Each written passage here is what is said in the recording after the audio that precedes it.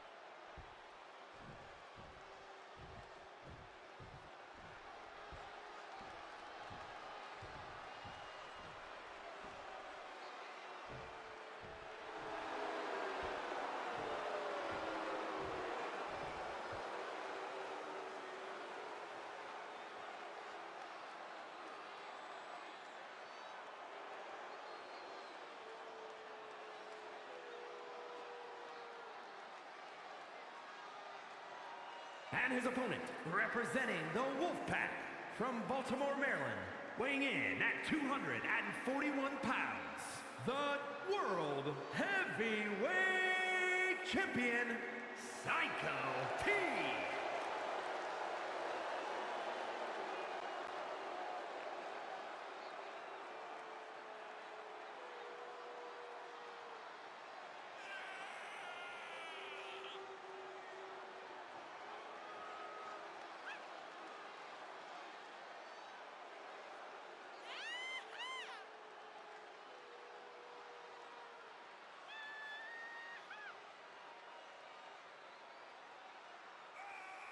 That's what I'm talking about.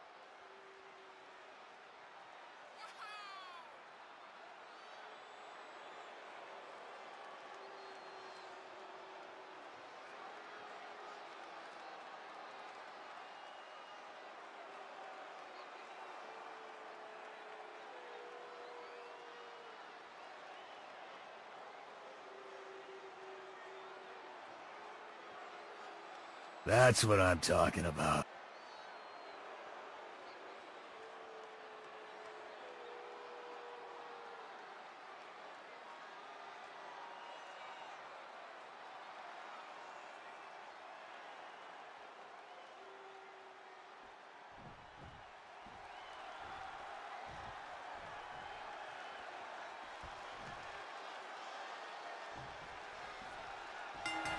Hello everybody and welcome to another episode of CPW every Tuesday night. And one glaring thing that I've noticed about this match here is that RAJI has come out here with Cassidy Ryan and Pat McAfee, otherwise known as the McCassholes, but Psycho T not coming out here with any backup.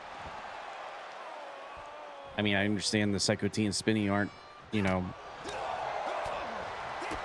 eye to eye, but maybe even Grem could have come out, considering it's RAJI he's going up against. A little cross-promotion Beach Brawl match here, perhaps. Nevertheless, Psycho T, the world champion here, alone against the ass slapper and the ass clapper himself, RAJI, to start us off tonight.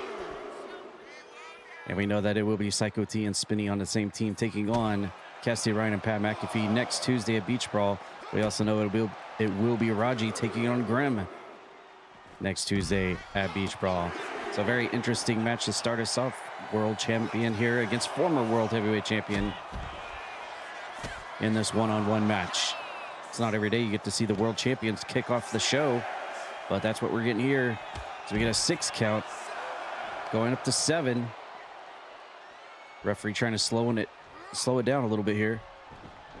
And we are back in the ring. All right. Just an update to everybody. I did actually... What is Cassidy Ryan doing in the ring? Cassidy Ryan getting a little hands-on here, as we would come to suspect, especially after the events of last Tuesday when Psycho T got ejected from a match when he and Pat McAfee couldn't stop getting a little handsy-pansy at ringside. But yes, by the way, thank you for the raid, Miles. Appreciate that. For those that are were wondering or hearing rumors about possibly us being back on the Twitch front page next month for my birthday on July 3rd, I did in fact just get the results back from that, and it will not be happening, unfortunately. I will probably still stream on July 3rd for my birthday, but it will not be on the Twitch front page, unfortunately. I guess there's just too many people applying for front page since it's 4th of July weekend, but just got that answer back. But yeah, we'll definitely be streaming on July 3rd for my birthday. Lots of multiplayer as well. And there's a roll-up from Psycho T after he hit the claw slam on RAJI. Only gets a 2 count. Match will continue. RAJI's still in this thing. Cassidy Ryan and Pat McAfee doing their job of distracting Psycho T here in this match. Miles, thank you so much for the raid. What were you up to? Y'all be sure to follow Miles Wildmore. Of course, he's Miles from here in CPW. Plays lots of Doom. Very creative streamer. Does Lego put-togethers, does some singing streams, piano streams, very talented musician, singer, artist. Definitely check out Miles. Always good vibes, cozy vibes over there. Unlike his character that he portrays in CPW, it's like a complete 180. But yes, thank you so much for the raid, Miles. Appreciate that very much. There you go. Need I say more? He was playing Toy Story on the Sega Genesis. I mean, there you go. The epitome of Miles B. Wildmore right there. Psycho T, how did he get RAJI up on his shoulders like that? I gotta know. The power of the Nightmare Realm hitting the Big Biscuit with the Razor's Edge here in our opening match. 1, 2, almost got it. RAJI powers the shoulder out. I don't know how he was able to hoist that big boy up that high. And there's Psycho T continuing on with a little bit of high-risk maneuvers there. Thank you all for being here tonight. Appreciate the support. Thank you. This is our go-home show. Beach Brawl will be next Tuesday. The main event for the month of June. Looking forward to it. And also, as a result of last Tuesday's show, we do know that the TV title will be on the line tonight. That will be our main event. It will be, as a result of last Tuesday's match, it will be Sumo putting his TV title on the line against Linky one-on-one tonight. And we're up to an 8 count. Psycho T, don't normally see him getting a little scared there, but you get the Big Biscuit angry enough. Whoa! Completely launches the world champion. And Cassidy Ryan is loving what he's seeing right here. Here's a cover by the... No. Psycho T still able to kick out. Uh-oh. Look out. Oh! Psycho T getting his potato smashed right there. Oh, looking to steal... Oh, no. Don't do that. You're going to make him fart. You're going to steal a fart. You're not going to steal a soul. You're going to steal a fart, man. Don't do that. You're going to... Oh, my God.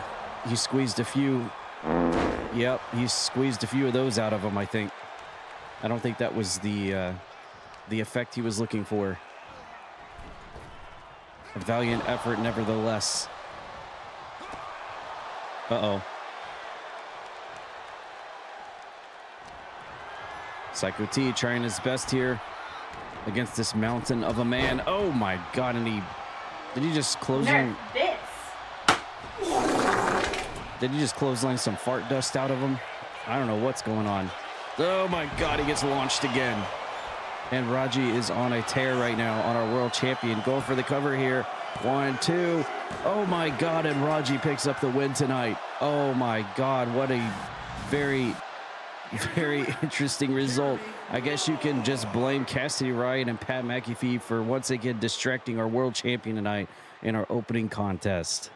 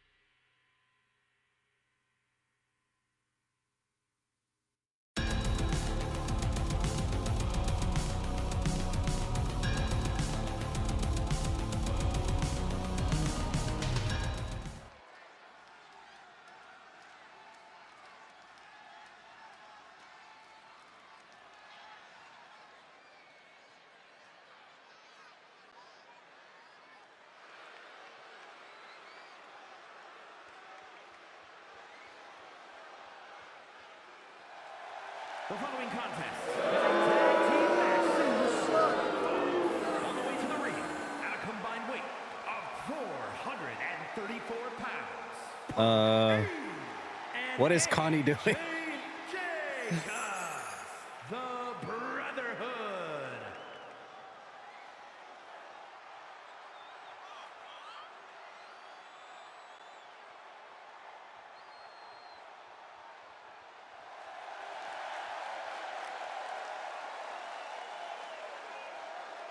Well, we've got a lot of traffic here at the ring already, and it looks like AJ and Puppy are going to be a tag team action tonight. But why is Nate, Rogue, and Connie all out here?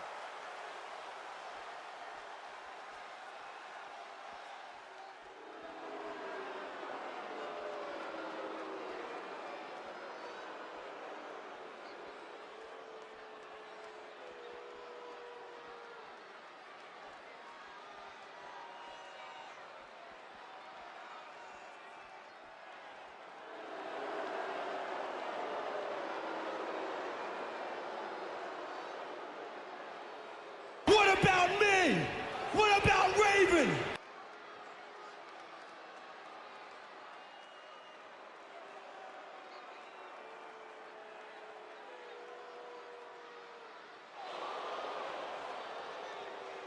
And their opponent, first, from Virginia Beach, Virginia, weighing in at 229 pounds, fight Ryan!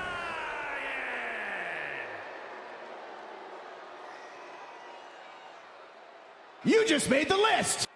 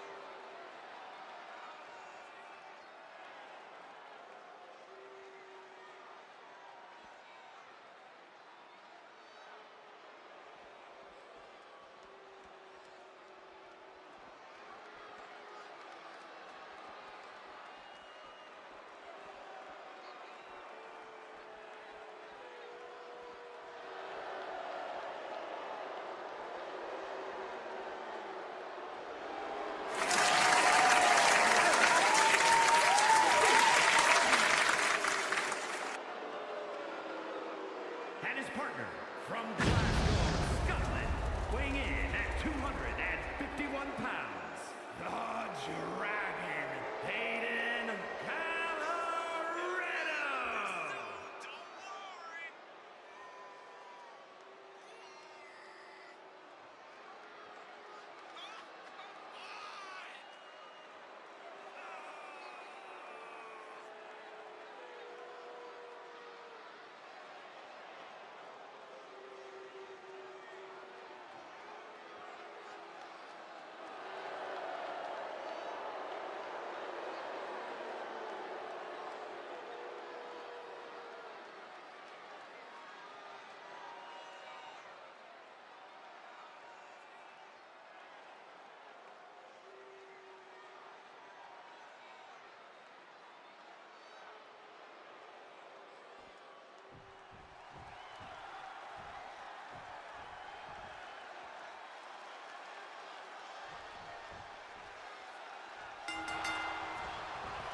Okay, here we go. We've got ourselves a very interesting tag match in our second match of the night. Okay, there's a lot to unpack here. All right, so we have AJ Jacobs and Puppy on one side of the ring. They are a naturally formed tag team. They're a legitimate tag team here in CPW. And so they are on one side of the ring. And then we have, for the first time ever, I believe, Spike Ryan and Aiden Gallagher teaming up. And talk about two Ps from the same pod. I don't think their paths have ever really crossed in CPW really that much, but here tonight they find themselves on the same team, and these two guys are very take it out on everybody, very scornful, very vengeful, very just have a different kind of mindset, kind of the opposite mindset that you would find from ones like AJ Jacobs and Puppy. Kind of seeing themselves having to have each other's back here tonight. Now, whether they agree with each other personally or they still think each other are a bag of dicks, I don't know. We'll find out in this tag match if they can coexist with their two burning attitudes that they have right now here in CPW. But then you have the cherries on top. You've got Connie at ringside and Nathan Moore and Rogue. And thank you, Scorpios, for the resub. Appreciate that. Thank you so much. Uh-oh. AJ Jacobs. Ooh. Nice Chris Jericho-esque springboard missile dropkick there. There's a tag. Spike Ryan to Aiden Gallagher. Of course, we have Connie at ringside, who has been very close to the path and journey of one Aiden Gallagher here in CPW for several months here in CPW. Probably one of the longest ongoing rivalries that we've had here in CPW. And of course, we have Nate and Rogue at ringside, whom Spike Ryan, ever since he put Mr. Coke away with the baby mask, it's been nothing but Nate and Rogue and Maggie on the radar of Spike Ryan lately. And we all have them out at ringside getting a first row seat of this tag team action tonight. And we also saw Spike Ryan teaming with Puppy and AJ Jacobs last Tuesday in a 6-man tag in which they didn't fare too kindly, because there was a very interesting result to where we thought Puppy might have broken up the pin, but he actually didn't, and there was confusion whether maybe he did it on purpose to throw his own team because of Spike Ryan, or he legitimately just didn't make the pin in time. We'll never know. But hey, this is the next chapter in a lot of branching storylines we have going on in CPW right now, especially with Beach Brawl happening next Tuesday. We do know that Aiden Gallagher will fight Linky in a retirement match next Tuesday. What the heck does that even mean? Does that mean everybody's getting retired? Does that mean the loser gets retired? Does that mean the winner gets retired? What is happening? I don't know. I'm going to just go ahead and assume it means whoever loses the match will have to be retired. But yes, that is actually advertised on the Beach Brawl poster that was revealed several days ago on the Discord server. So hopefully you saw that. And there's Puppy, nice big moonsault off the top, straight into a cover onto Aiden Gallagher, but Spike Ryan comes in and make the save. Hey, the same thing that Puppy did not do last Tuesday in that 6-man tag. What do you know?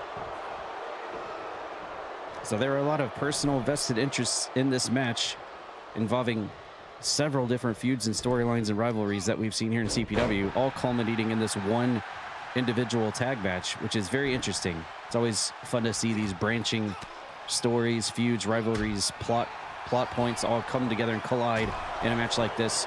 However, what's not beautiful is when Puppy completely misses that cartwheel handstand Pele kick, and he almost gets pinned for it.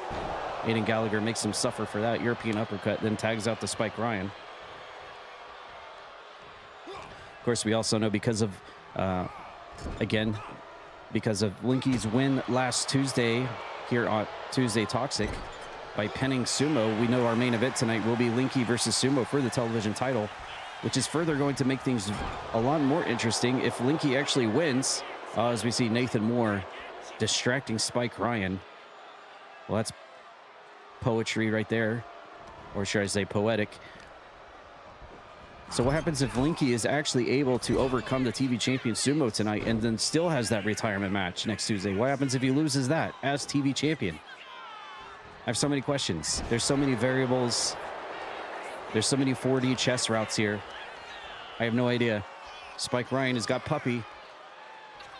Oh, nice underhook backbreaker. Goes for the pin right in front of AJ, who obviously makes the save. I mean, the only people involved in this entire thing here that really doesn't have a dog in anything, any fights going on, is probably AJ Jacob. Well, no, never mind. AJ Jacobs and even Aiden Gallagher have been at each other's throats here lately, verbally. Maybe not so much in the ring, but definitely verbally Even AJ and Aiden Gallagher have been at each other. Here's Spike Ryan being locked into a crossface here by Puppy. And wouldn't that be something for him to completely complain about if he actually tapped out the Puppy after the events of last Tuesday? So yeah, I take that back. Every single person involved in this match has got some sort of dog in a fight against one another, whether it be the person in the match or the person standing outside the ring. This is one giant family feud happening here in CPW before our very eyes in our second match of the night. Here comes Spike Ryan yet again. Double underhook into the backbreaker, makes a tag. Aiden Gallagher. You know what? I kind of actually like this team of Spike Ryan and Aiden Gallagher, to be honest. These are like, you know, AJ Jacobs and Puppy are called the best friends tag team, rightfully so. I think Aiden Gallagher and Spike Ryan could be the two mean dudes, the TMDs.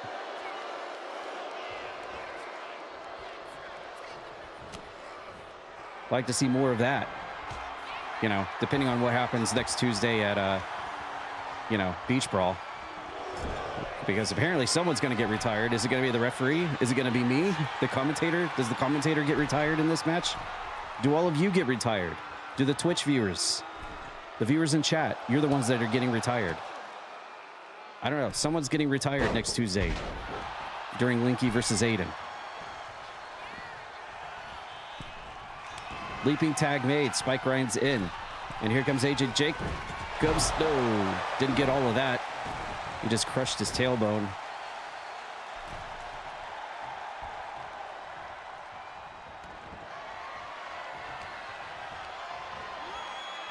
Off the ropes. Misses. And Spike Ryan winds him up. Side Russian leg sweep.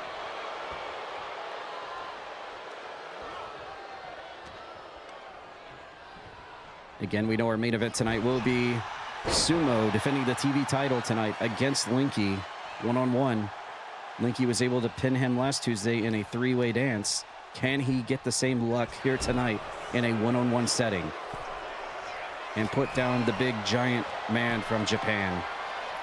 Here's Spike Ryan looking for a Frankensteiner. Oh, he slipped out. Perfect opportunity for AJ Jacobs to hit a middle rope splash. And another leaping tag. Aiden Gallagher is now in. And here comes, oh, he walks right into a vertebreaker right next to his own tag partner tonight. And AJ Jacobs and Spike Ryan both down. Can Spike Ryan make the save here? Okay, doesn't matter. Aiden kicks out.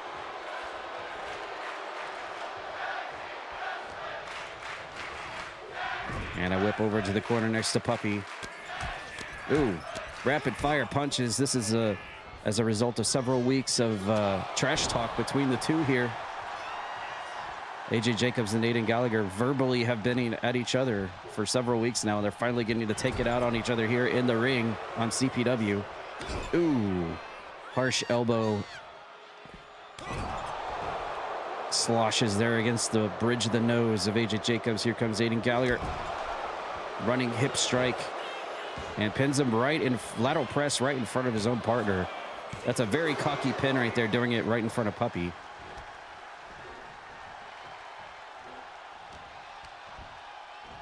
Reverse Irish whip over to the corner. And if you listen to the last Sunday's Toe Talk podcast, you know that we covered every match from last Tuesday and also reviewed the Beach Brawl card. But we also asked special guest Mr. Coke where he and Roxas lie right now in CPW in terms of Beach Brawl. And Mr. Coke himself said on the podcast that he, instead of seeing him and Roxas as a team next Tuesday at Beach Brawl, he saw him and Roxas as a one-on-one against PvP against each other. So there you go. I guess it's every morning you wake up, the relationship changes between those two. But as of Sunday night, Mr. Coke wanted a piece of Roxas next Tuesday at Beach Brawl. Whether that changes or not, I don't know. But you could probably look forward to that being another added match to our card next Tuesday. Puppy springboard clothesline across the ring.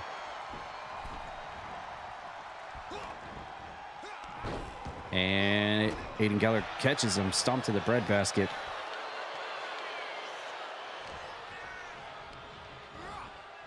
Off the ropes he goes. Leapfrog over by Aiden. Duck down. And a double big axe handle lariat. Just drops Puppy like a bag of bricks. Tag made to Spike Ryan. And we're going to get tag team moves from these guys. Look at this. Whoa.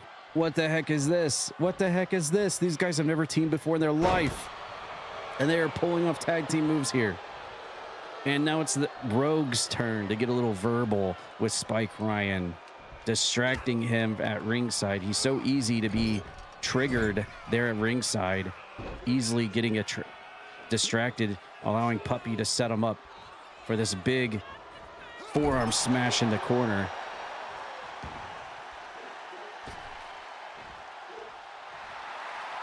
And let's see if Puppy can capitalize here. He's set and ready with something. Here he goes. Whoa, big double springboard handspring, or actually just a springboard cutter out of the corner. And if Aiden Gallagher had been there, that would have been GG's for sure. And I just realized something. Puppy and Aiden Gallagher are basically wearing the same colors tonight, minus Puppy's big yellow head. They could be twins with their color schemes tonight. Thanks to everyone having two ring attires here in CPW now. Uh-oh. Crucifix roll-up, only a 2 count. And we are almost to the 5-star match rating here in our second match of the night, which features about 4 different feuds and story progressions colliding all at once. Nice brain buster from Spike Ryan. Spiking Puppy on his head. Here comes Aiden Gallagher again. He gets whipped in the corner. AJ Jacobs tagged back in. And here we go, tag team. Oh, look at this. Whoa, big move, 450. Oh my God, he's clear across the ring. Oh my God, how did he make that? That is some incredible acrobatics there from the two best friends. Springboarding, jumping, flying, and springing all over the place. I can't believe he made that distance off the top there. That was incredible. And here we go. Constant tags made from Puppy and AJ Jacobs. Are they going to do it again? They're going to throw it back here. Oh, and this time not to be outdone. AJ Jacobs now with the 450. And here comes Puppy with the big moonsault clear across the ring. And Aiden Gallagher is just getting hammered here.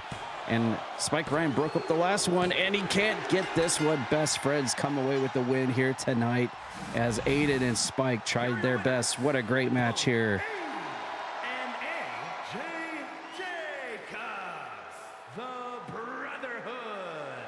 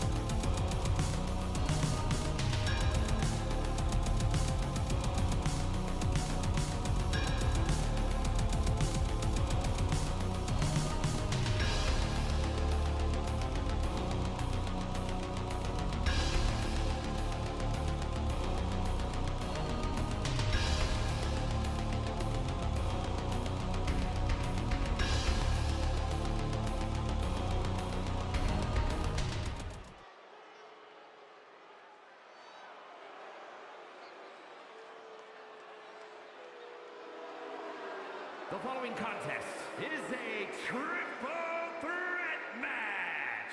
Making his way to the ring, representing the corporation from Toledo, Ohio, weighing in at 245 pounds, Outlaw Dog.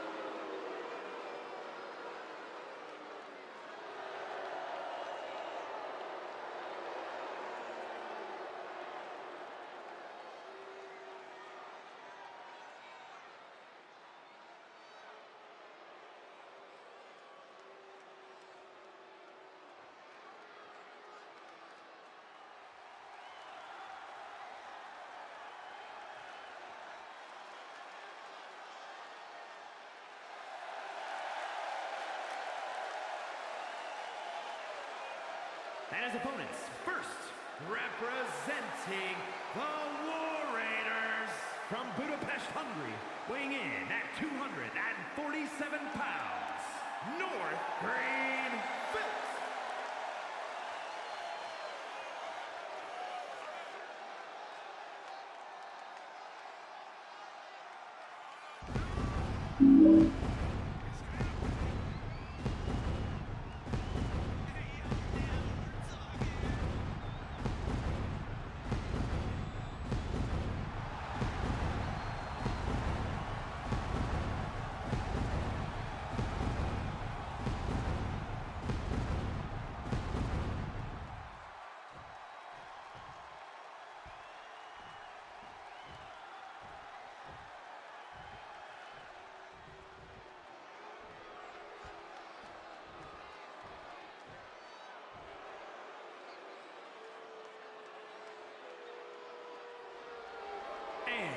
From Cincinnati, Ohio, the NXT Junior Champion, the Queen, S3E12.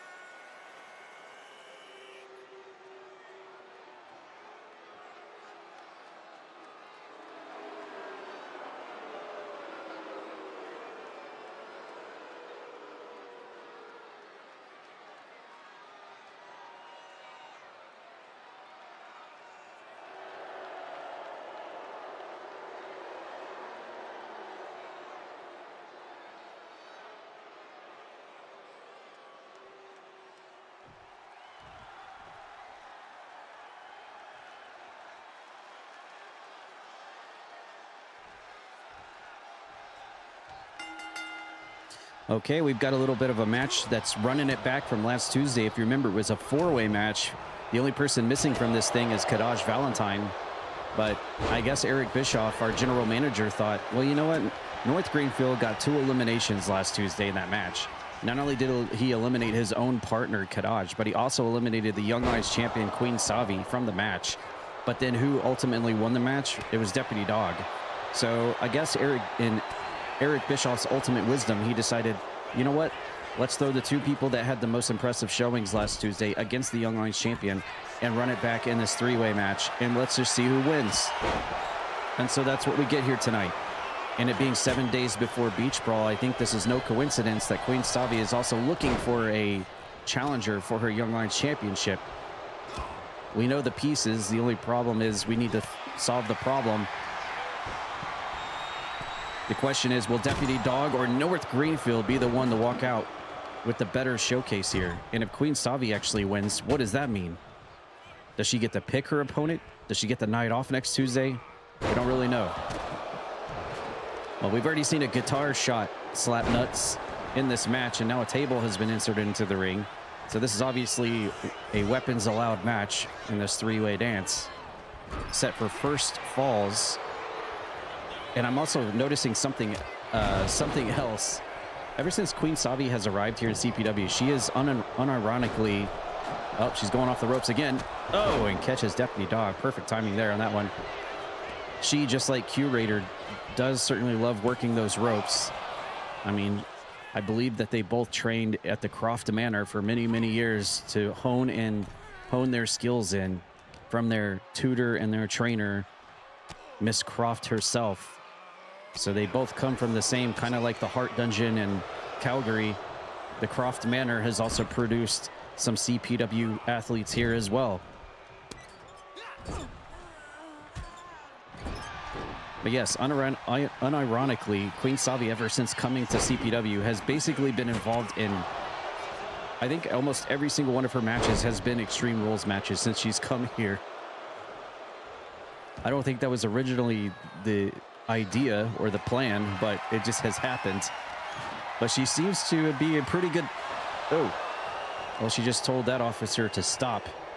And she gets slammed onto the stop sign.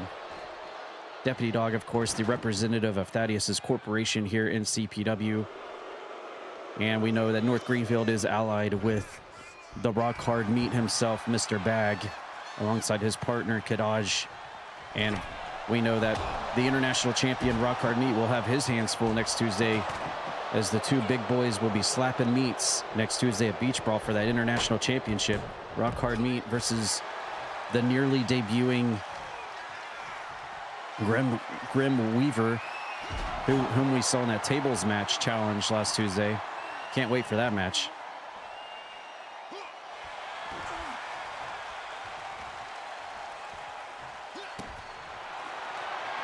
Yeah, Queen Savi seems to be kind of a natural here in these matches that involve weapons. And North Greenfield eats a chair shot, but Queen Savi's right there to break up the pin. I'm looking right here at this match, and I'm saying, well, if Deputy Dog or North Greenfield win this match, I could definitely see them getting the crack at Queen Savi next Tuesday at Beach Brawl for the Young Lions Championship. I mean, this is a make-or-break match for North Greenfield and Deputy Dog right here for a title shot. And yet again, Deputy Dog finds himself in another position to get a title here in CPW. He just happens to be the right man in the right place at the right time, and I think that's exactly why he has come to CPW. That's his original job, was to be the security, the hired security for the boss, Thaddeus. Not only is he the hired security and happens to be the right man at the right place for Thaddeus, our boss, but he happens to be that way here in the progression of matches as well. Because you could plug Deputy Dog into so many different title categories and it would make sense, whether it be the television, the hardcore, the Young Lions, or the tag team. Deputy Dog is definitely a plug-in player here in CPW. And considering that's what his job is outside of the ring, it pretty much makes a lot of sense as he hits a Dogman Slam on the North Greenfield on the stop sign and the table. That's a nice little backcracker. But Queen Savi comes in to make the save, and now she's looking to rotate Deputy Dog with the neck breaker into the mat, but North Greenfield's there to make the save as well. That's the only issue with having a three-way match like this, set for first falls, is you got to watch out for that third man. Oh, nice move by Queen Savi, completely rolling him up. Deputy Dog is having a good time at ringside. Oh, we got another guitar. Oh my God. Another slap nuts. Another slap nuts for Deputy Dog.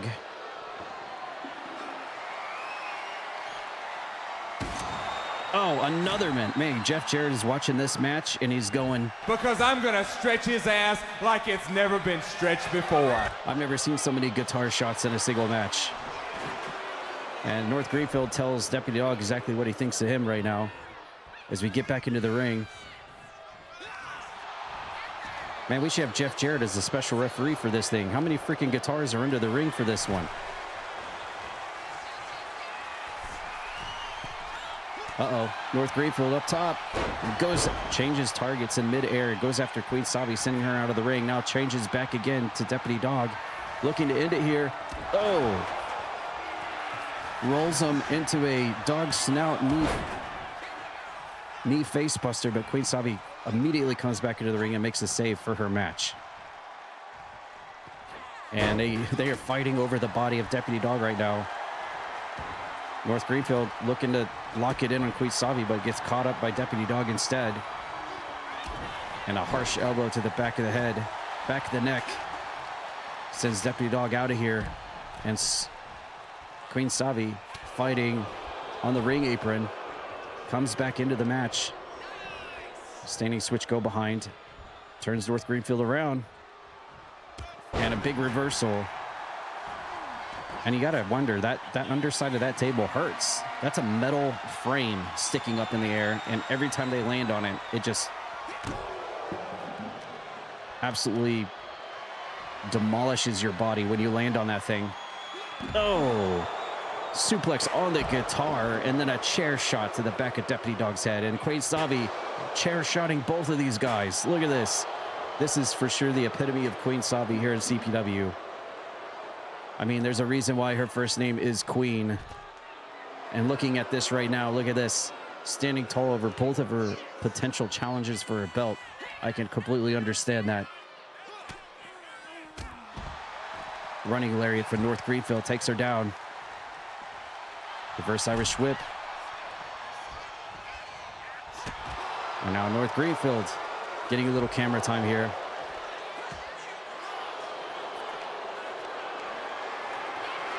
Deputy Dog with a scoop slam. And the worst part about this for Queen Savi is, much like a lot of our matches last Tuesday, she doesn't have to be even involved in the pin or submission to lose this match. I mean, Dog could pin North Greenfield, or North Greenfield could pin Dog, and it would be over. Where is he going? He is sniffing and searching for treasures in the toxic pools at ringside, but he finally found a shovel, and Queen Savi's got a ladder. No! Well, just much like rock, paper, scissors, I guess ladder beats shovel. Oh, uh-oh, he's about to, oh. Well, that's what you get for posing there, buddy.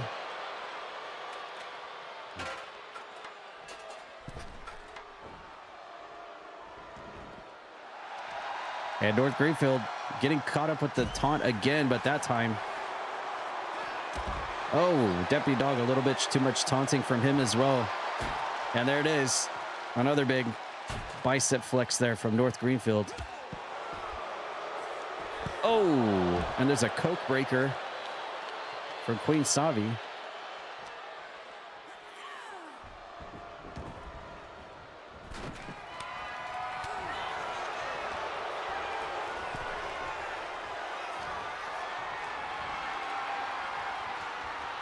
Queen Savi rolling it back. Deputy Dog groggy against the ropes. Oh, just in the nick of time, he makes a save. Running DDT to the Young Lions champion. And now the foot to the neck of Deputy Dog. What a great match here. Almost a 5-star match rating here as well. Heading into Beach Brawl next Tuesday. Oh my God, cracks her onto the ladder. And that's it. Deputy Dog picks up the win on the champion. Oh my God, now that is a statement right there.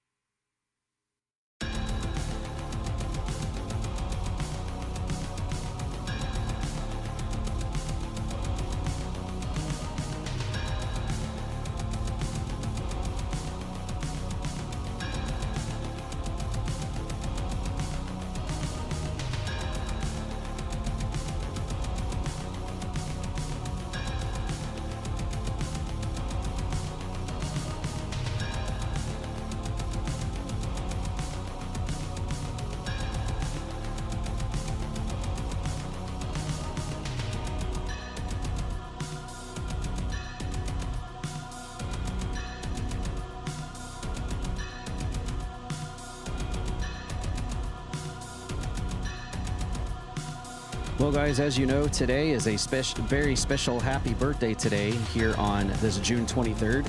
It is the 35th birthday of a special blue friend. And let's find out who it is.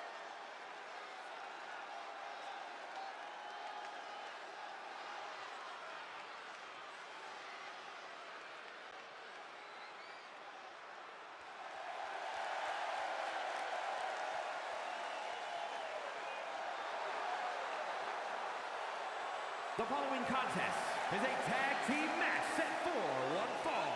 On the ring, Amy Rose and Shade O'Crum Air Boom.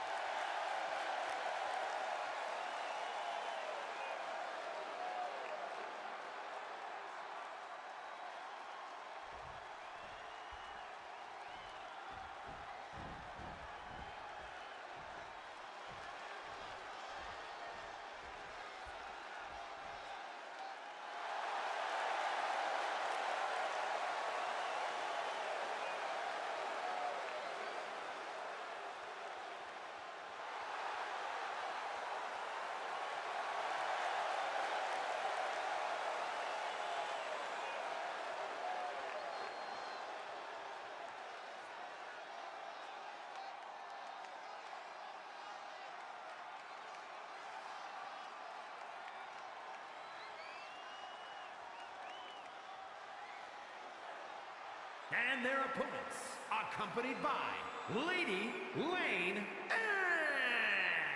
at a combined weight of 456 pounds, the World Tag Team Champions, Mr. King Todd and Morse Earl, the Grinders.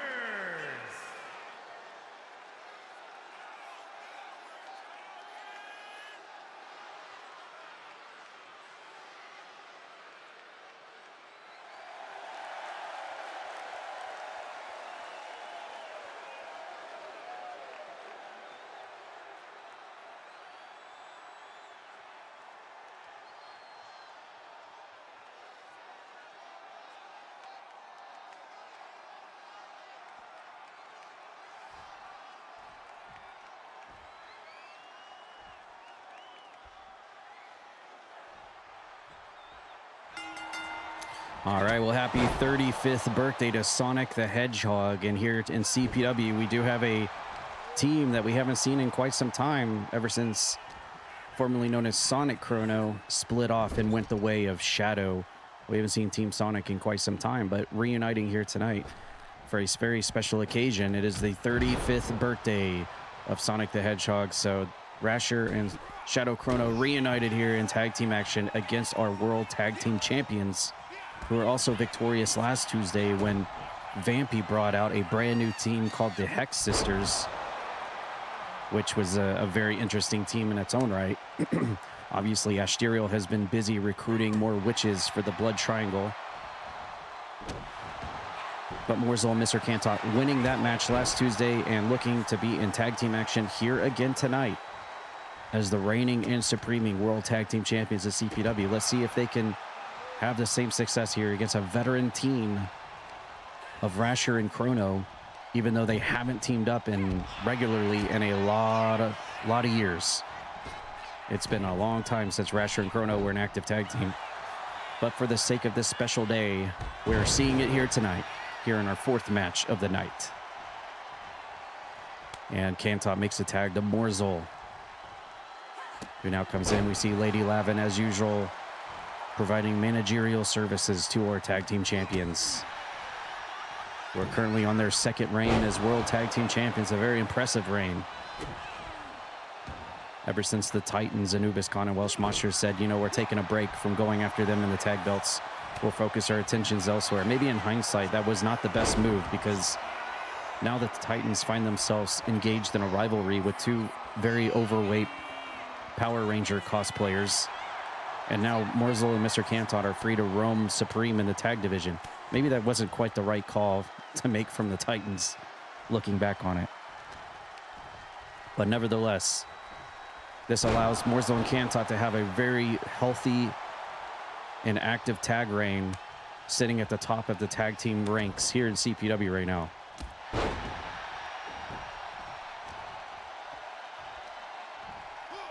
Nice suplex from Shadow Chrono, sending Mr. Cantot flipping across the ring. Thanks again, everyone, for being here tonight and watching this go-home show of CPW. Next Tuesday will be the Beach Brawl event. We already do have several matches already confirmed. They were revealed on the poster for Beach Brawl that was released several days ago, last week. And as well as if you're an active listener and watcher of the Toad Talk podcast on YouTube, Spotify, and Apple Podcasts, you know that we ran down last Tuesday's show, match to match, and we also previewed the matches that we will be seeing at Beach Brawl. Make sure to check out the Toad Talk podcast every Sunday night. We run down everything CPW week by week. Feuds, stories, matches, progressions. We also give shout outs to every one of the streamers in the Croakitoad stream team each week. And we also obviously reveal the streamer of the week and show off a Twitch clip of a week at the very end of the podcast, as well as covering all the latest in movies, games, pop culture, sports, and everything else. Definitely check out the podcast and drop some support. I would say out of all the projects right now, post becoming Twitch partner and achieving front page status, the podcast has definitely been the biggest project that I am really passionate about. Well, that and growing the YouTube, of course, but really enjoying the podcast has definitely grown into its own. And as soon as Mr. OG Brad Vickers / Evan Saba decides to stop being too humble and too stubborn and wants to be a guest, the first guest on the podcast, then we will finally have our first guest on the podcast, because I want it to be OG Brad Vickers on our podcast.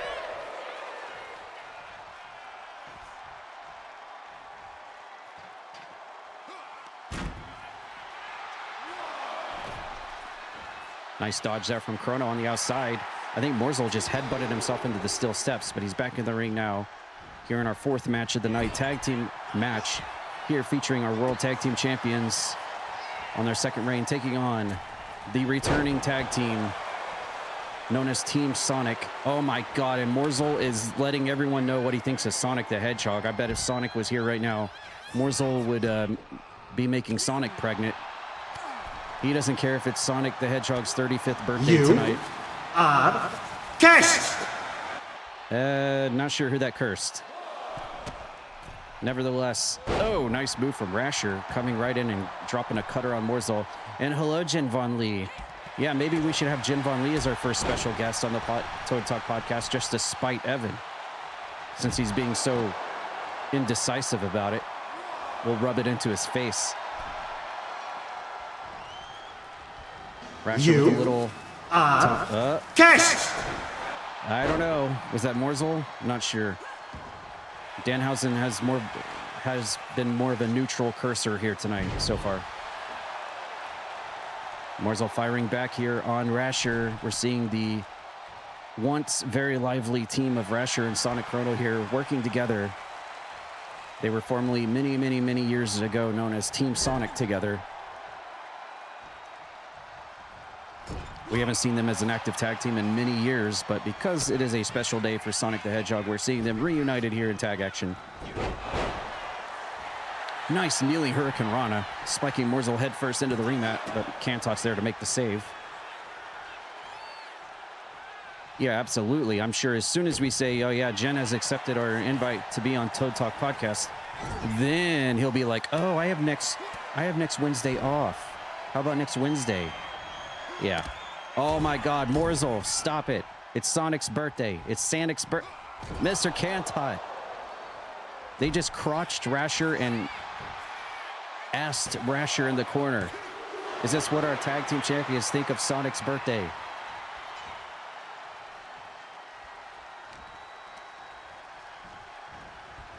No respect for one of gaming icon, one of the greatest gaming. Fucking birthday, assholes. Yeah. No respect for one of video games' most iconic characters of all time from our tag team champions here in CPW. You are not prepared! Rasher and Chrono were not prepared for the perverted nature of our tag team champions, that's for sure.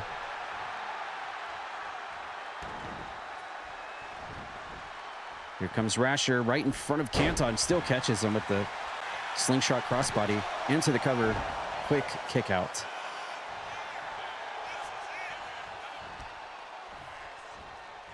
And I will have you know that as a result of our last match, Rasher with another Coke breaker. Everyone loves those Coke breakers. Mr. Coke should be proud that everyone is taking his move there. We'll add that to the notes. As a result of the last match, by the way, Deputy Dog pinning Queen Savi in that three-way dance. It's unfortunate for North Greenfield because he was more of a spectator in the result of the match, but Deputy Dog has in fact confirmed and been given a title shot to Queen Savi for a Young Lions Championship next Tuesday at Beach Brawl. So Deputy Dog versus Queen Savi one-on-one next Tuesday for the Young Lions Championship has been confirmed due to what happened in that previous match. The RNG gods decided the fate for the Young Lions division for next Tuesday. As Cantot leaping tag made, Morzel's in, and now Shadow Chrono's in. And a whip into the ropes. Nice tilt-a-whirl backbreaker from Shadow Chrono. Morzel's right back up to his feet. Toe kick from Chrono. And rolls him up. La Maestral Cradle into the cover, but Cantot's there to make the save. Here comes Chrono. Tornado DDT out of the corner. And that's the speed that we're talking about from Team Sonic.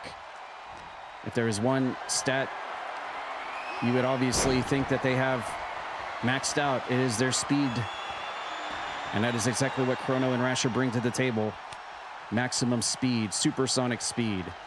And in fact, these are the only two people in the entire CPW roster that can actually pull off that incredible move off the top rope called the supersonic spin dash. Oh my God. And a poison Rana from Morzel, spiking Rasher right into the mat, but she goads him right into a roll-up here, right in front of Cantot, but he kicks out.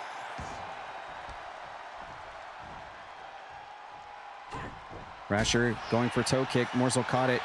Catches more. No, not Rasher. Morzel. No. Morzel, no. Morzel. No. Morzel on Sonic's birthday has got Rasher in a very precarious position here. And Chrono comes in to make the save for his partner. And I don't know what Morzel was. He got very distracted by that high soundbite. I don't know. I guess he heard it from the crowd or something. It scared Morzel, which opened it up for Rasher for a second.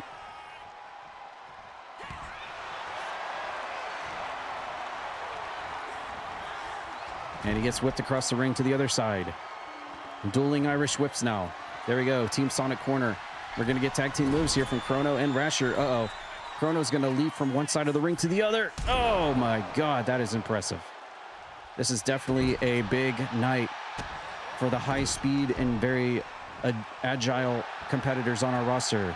We've seen high-flying acrobatics clear across the ring tonight. Definitely a showcase of our high flyers on the CPW roster tonight so far. And Morzel slowly crawling across the ring to make a tag to his partner here. Will Chrono allow it to happen? He does. I don't know what Chrono was doing. He looked confused. Doesn't matter. Takes Cantot down, head scissor takedown. Tag made, Rasher's in. And after being abused by Morzel, I'm sure Rasher is... her Latina fury is building up deep down inside. Despite always being the constant good guy. But Mr. Cantot just letting her have it. Stomps in the corner. And now Cantot taking Rasher neutral corner. She slips out. course, we know our main event tonight will be Linky taking on Sumo for the television title. We do have a title match in our main event. Rasher almost gets Cantot with the surprise crucifix roll-up. Running DDT from Cantot, but Rasher's right back up to her feet and just gets lariated right back down. We also have our this week's Kappa Championship match featuring Mike Metal. Who will he be putting his Kappa title on the line here tonight against? And will Azarain, Miles, and Alessandra be involved yet again? Whoa, holy crap. What? I don't even know what even that was for a Rasher, but it worked. That was one hell of a move right there. Uh-oh.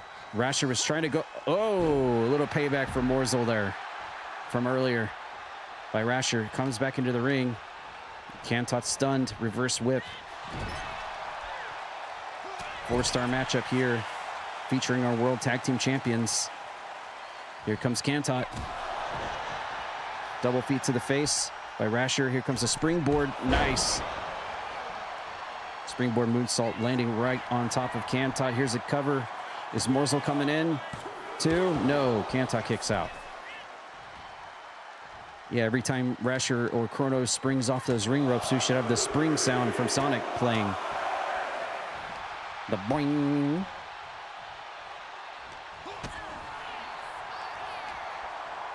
Cantot coming back, sending Rasher over to his corner. Rasher's ready for him. Standing switch, go behind. Cantot with the elbow. Rotates Rasher. Reverse Irish whip again into the corner. Rasher taking Cantot down into the corner. And she makes a tag to Chrono.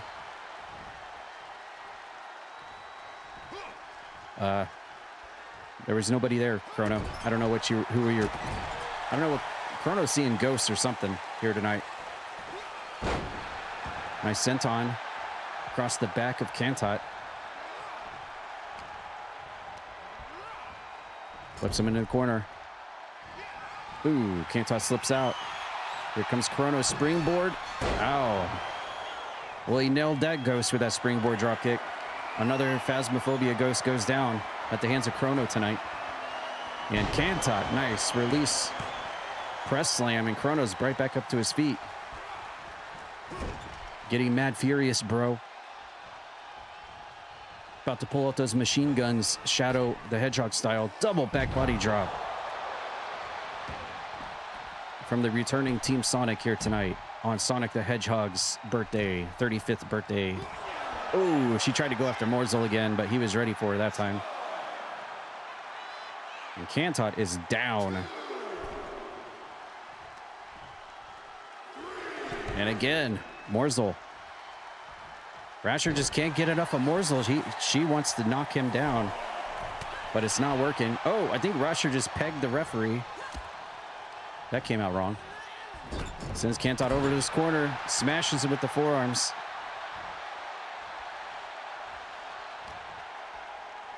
Four-star match. Neutral corner again. Rasher with the scoop slam. Uh-oh. Are we going to be seeing it for the first time tonight? The Supersonics. No. Cantot gets up to his feet. Will not be seen. Ooh, she tried to do a mini supersonic spin dash. That was just a spin dash. It wasn't supersonic.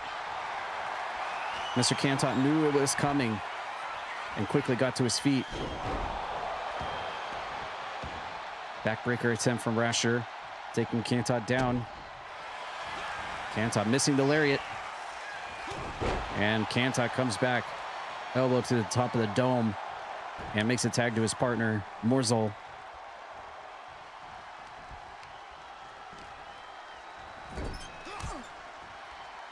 And Morzel racing across the ring, hits a clothesline. Elbow strike onto Rasher.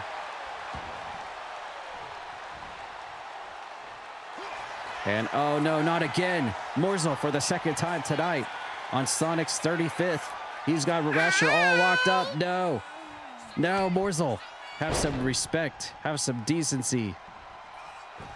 And he's going to the top now after the save from Chrono. He's telling Rasher to get to his feet, get to her feet. Out of his corner. You just made the list! Missile drop kick from Morzel to Rasher. Lateral press for the win. And he does it. My God, the World Tag Team Champions again. Another victory. Week after week, they continue to win. No respect for Sonic's birthday here tonight for the Tag Team Champions. The Grinders.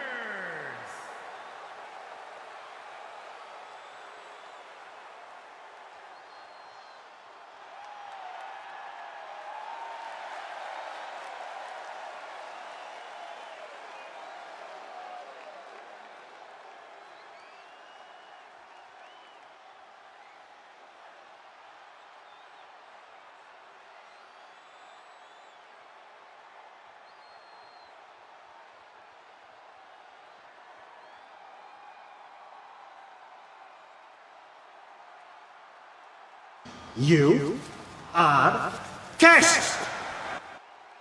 No, what did Lady Lavin do? How dare?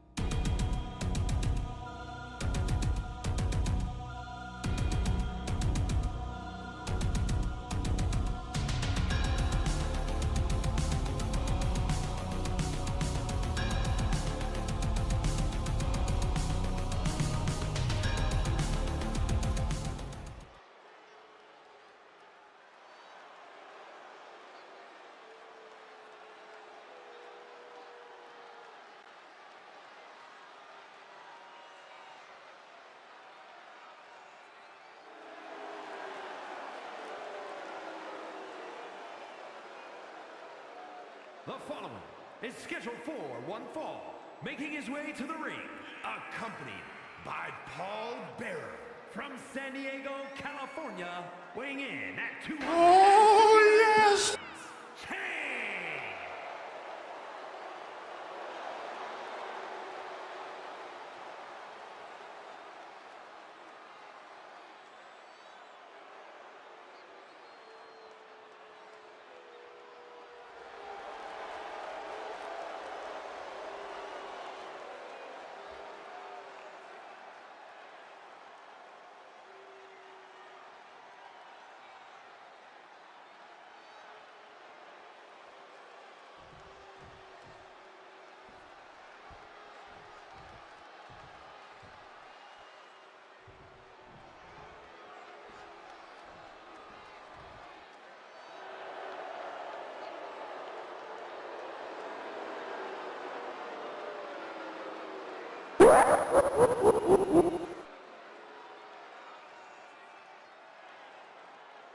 And his opponent, representing the Unholy Union from Miami, Florida, weighing in at 228 pounds, Miles Wildman.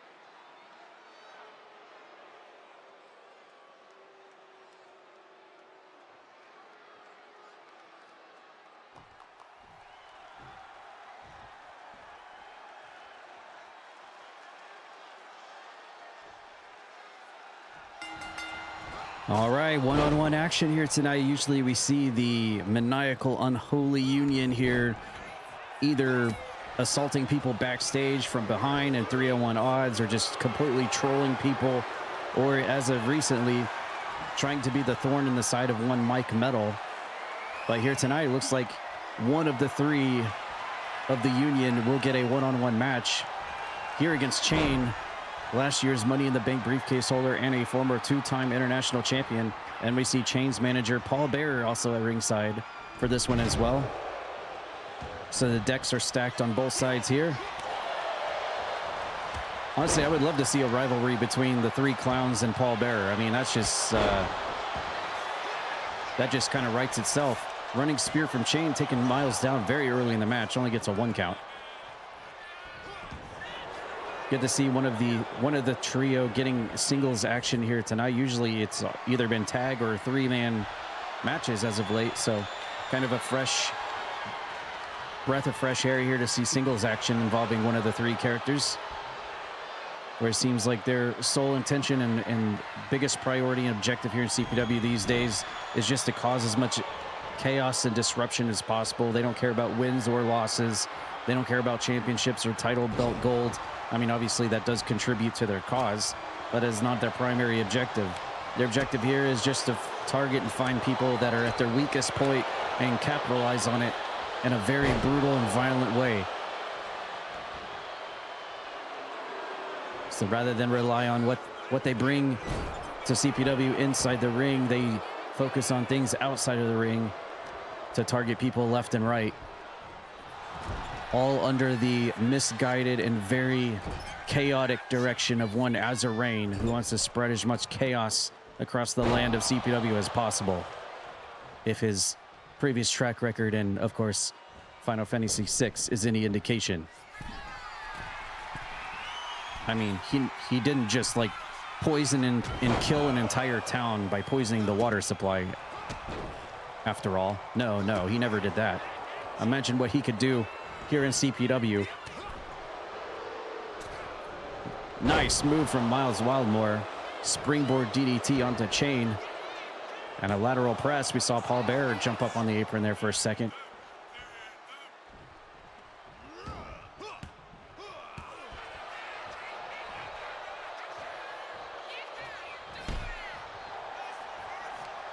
Chain rolling Miles over.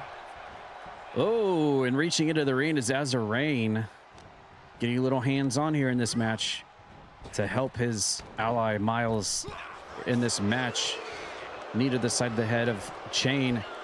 Looking for a German suplex. Chain with a standing switch, and yet another one by Miles, reversing the reverse.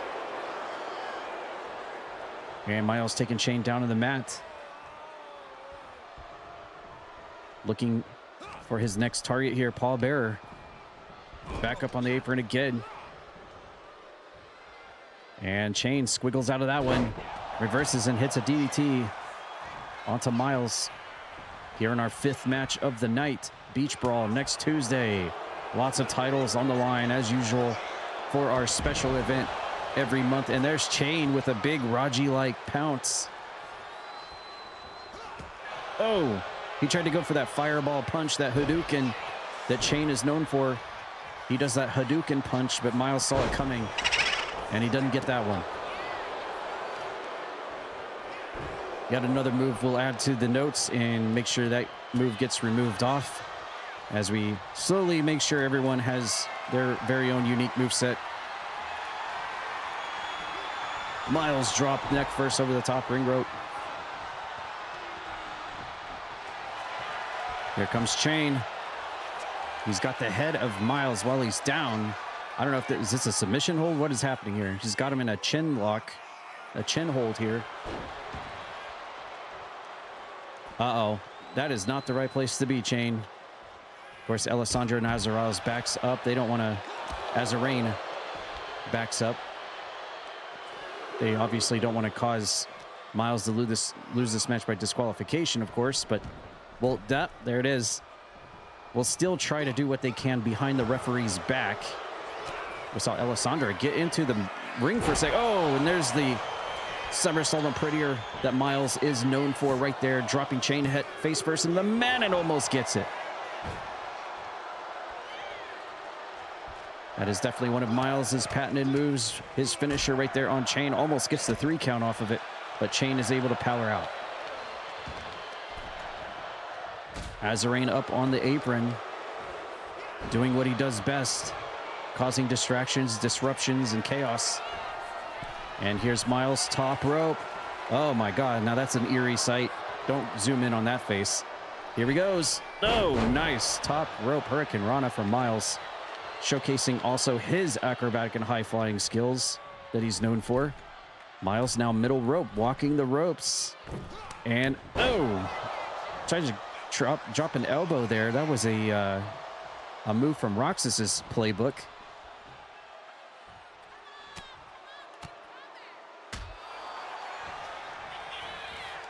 These guys just taking moves from everybody else on the CPW roster. Another move to be added to the notes. Chain off the middle rope in a big splash. Just using his body weight to simply go for the cover. Is it enough? No, Miles kicks out. Yes, both of these guys very much accomplished in their past here in CPW. Miles, oh, another big patented move from Chain there. Play of the day into the cover. Is it enough? No, Miles kicks out. That was one of Chain's finishers right there, the play of the day. Unfortunately, it's not play of the day or play of the game. Not on that attempt anyway. Very close pinfall there. This one's coming down to the wire. Could go either way. I think Chain is getting ready for that submission. No, not the chain of chain lock. Now that is the move he's known for, the submission chain of chain, and Miles is going to be in big trouble here. He's got to tap or get out of it, and that's it. Chain is going to win here tonight by submission with the chain of chain. Impressive win there for Chain. Oh, yes!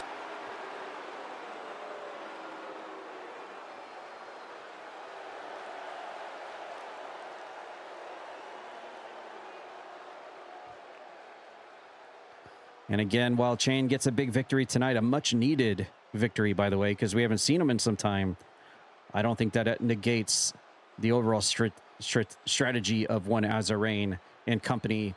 They do their best outside of the ring.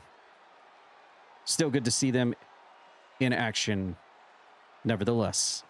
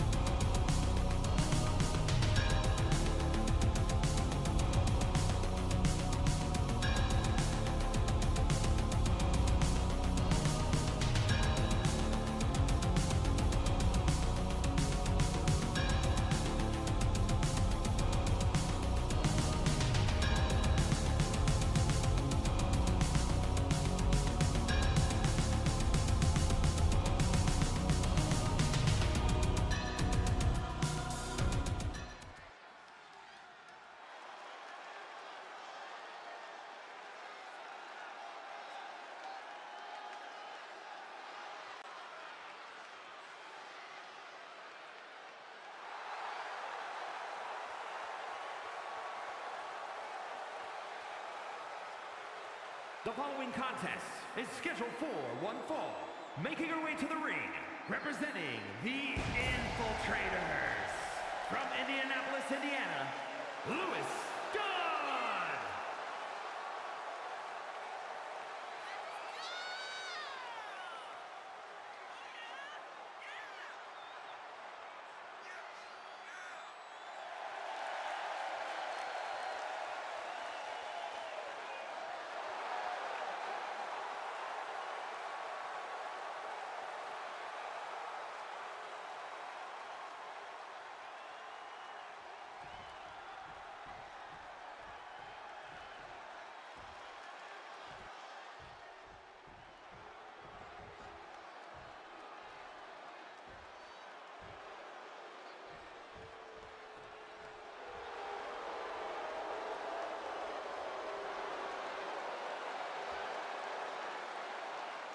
And her opponent, representing the Originals from Marietta, Georgia, Chuck.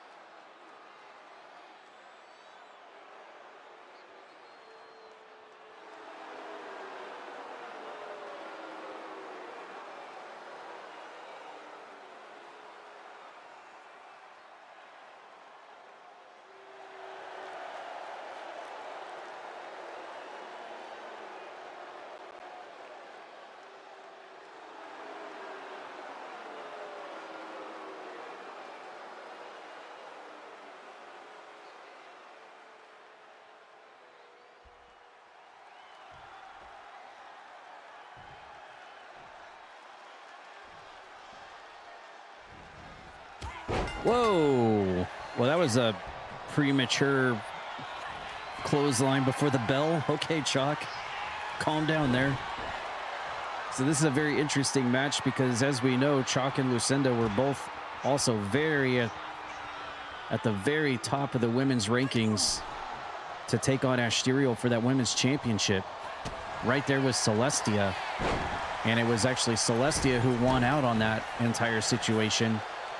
And as we know, it will be Celestia getting the shot against Asterial next Tuesday at Beach Brawl for that world record setting and establishing women's title reign that Asterial is on right now.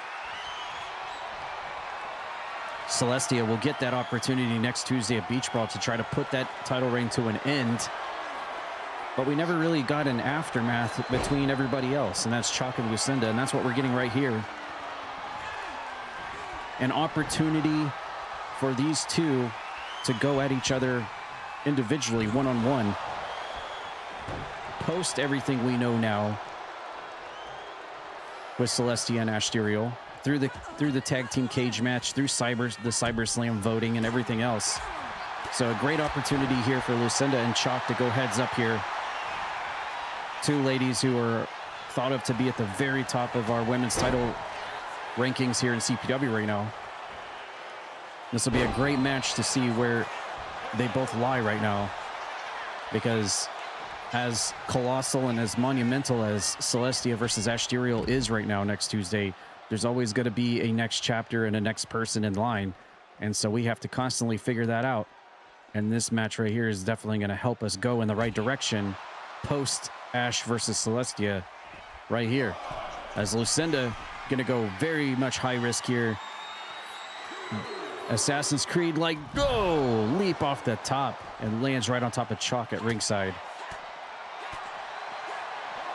And Lucinda, oh my goodness, scoop slams Chalk down into the toxic fields here at ringside, chest first. And we've got ourselves a brawl here between the two. Lucinda, look at that, using powers to deadlift Chalk off the mat and holding her over the head before she just pancakes her into the toxic fields. Here surrounding the ring, we're going back into the ring. Our main event, of course, tonight will be Linky getting a huge opportunity against the TV champion Sumo. That will be our main event after what happened last Tuesday. Linky pinning Sumo to win that three-way match. He earned a title shot here tonight. We'll see what happens in that main event. Ooh, and Chalk has been cut open. A cut forming on her forehead, courtesy of Lucinda, in this one-on-one great bout here between two of the top ladies of Croakitoad Pro Wrestling. You see the blood trickling down Chalk's face there. Hard-fought match here so far between the two. How's it going, Us Alpha Wolf? Welcome in. Our sixth match of the night, ladies representation here on the show.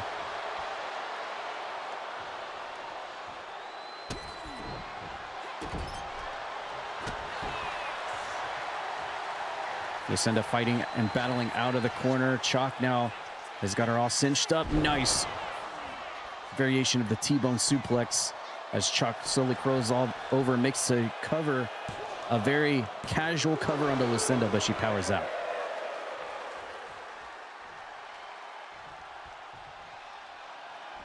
And now Chalk has got the finisher set and ready. Is she going to connect? No, Lucinda counters.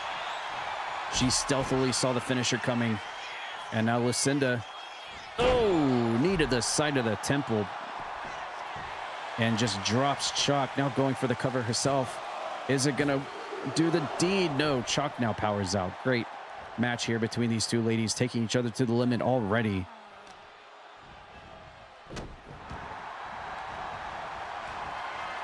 Lucinda again crouched and ready. Finisher locked in here on Chalk. Is she going to be able to connect on it?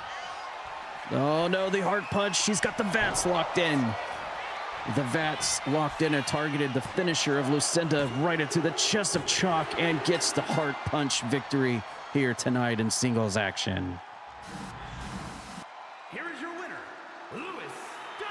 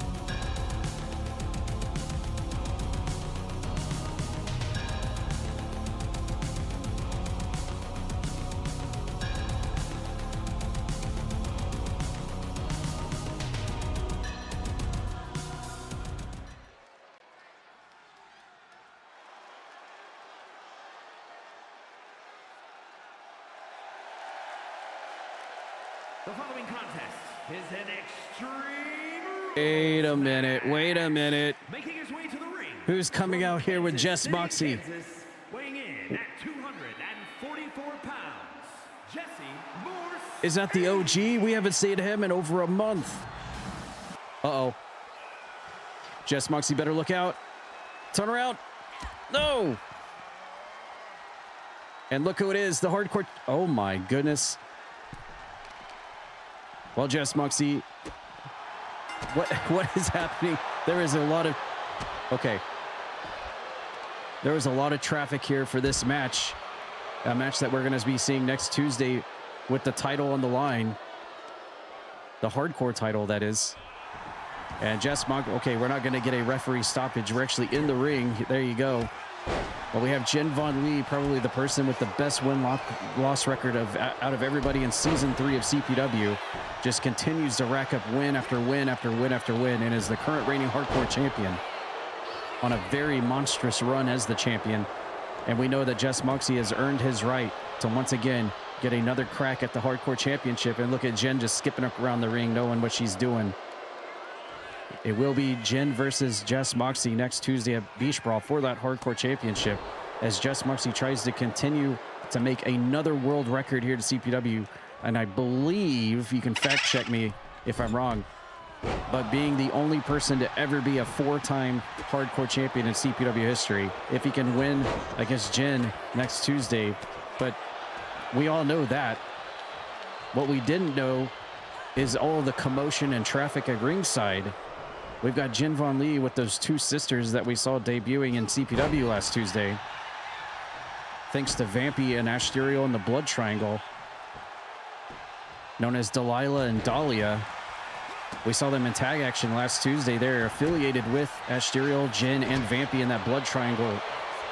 That very witchy-like group that we have here in CPW. And they are here to support Jen in this match. But we have Jess Moxie with two people that aren't necessarily allied with him, but are more or less out here to jeer on Jen Von Lee. And of course, we're going to have OG Brad Vickers out here with his compatriot, Danny Adi. Who, oh my God, we got fighting. We got a pure sixer here between the hardcore champion and #1 contender. Look at this, look at this, look at this. And Jen's going to win out on that exchange. You can damn well bet whatever there's a Jen Von Lee match, there's going to be an OG Brad Vickers at ringside or doing whatever he can to cause and disrupt whatever Jen is doing here in CPW. And this is no exception to that. Jen versus Evan is almost as iconic as Coke v Roxas. I mean, it's up there on the same level, I would say, almost parallel, I would say. It is just the rivalry that keeps on rivalrying. But it's good to know that both of these people actually at least have someone having their back in this match. It's not like lopsided. So there are allies for both people watching this one go down. A preview appetizer match before next Tuesday when the title belt's on the line. As we see the witchy Hex sisters distracting Jess Moxie at ringside, open it up for Jen, but Jess Moxie fires back anyway. Ooh! Side headlock face buster by Jess Moxie. One of his patented moves, a leg drop right to the stomach of Jen Von Lee. And now Jess Moxie going to the middle ring rope, trying for a frog splash, but Jen Von Lee raises the knees up in the nick of time. And a running Luthez press, just smacking Jess Moxie a couple of times. What really shocked me more than anything is we just haven't seen OG Brad Vickers or Danny Adi in a long time, probably over a month now. They've been gone. They have not been present here in CPW, and now they just decided to show up here for this Jen match, knowing that this is a very important match, preview match for her before Beach Brawl next Tuesday. And if she somehow loses this match to Jess Moxie, you know OG Brad Vickers and Danny are going to be laughing all the way to the bank on it. But we'll see. Uh-oh, side headlock driver again. Second time in the match. from Jess Moxie, one of his finishing maneuvers.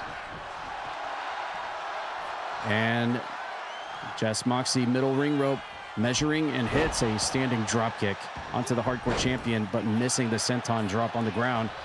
And there's Jen standing switch into the front grapple, pushing him up into the ring ropes. Oh, what is that? Whoa, a springboard sliced bread. I've never seen that before. Jen pulling out some new moves there. A whip into the ropes. Jess ducks under, catches her back body drop. By the way, weapons are allowed in this thing. There is no disqualification in this, so it's surprising to me that there have not been any weapons inserted into this match yet. Considering this is a match. Oh, well, oh no, this is the wrong side of town, Jen. You don't want to be. Oh, she's got a Silent Hill mannequin arm. That's spot on for Jen. She's got the mannequin arm. She borrowed that from James Sunderland, I'm sure. And now we're on the outside of the ring. You'll notice there are no countouts because this is a hardcore match. As we see Evan and Danny in the background. I'm surprised they haven't gotten hands-on here. They have no disqualifications to worry about. Probably just biding their time, I'm sure. As Jen and Jess Moxie battling violently on the outside of the ring. Oh, and Jen walks right into a big boot. Takes her down. Now Jess Moxie punching the side of Jen's head violently, looking to maybe bust her open, cut her head open a little bit. And now Jess Moxie throwing Jen over next to Danny in his pet tree, slamming the back of Jen's head into the mat here at ringside. And now he's got a finisher locked in. Is he going to connect here on Jen? No, she countered it. She countered the finisher with that metal arm of hers, that metal left arm, as she goes over to the ring and pulls a giant lollipop out. Yes, when I think of a weapon here at CPW, I think of the giant lollipop, of course.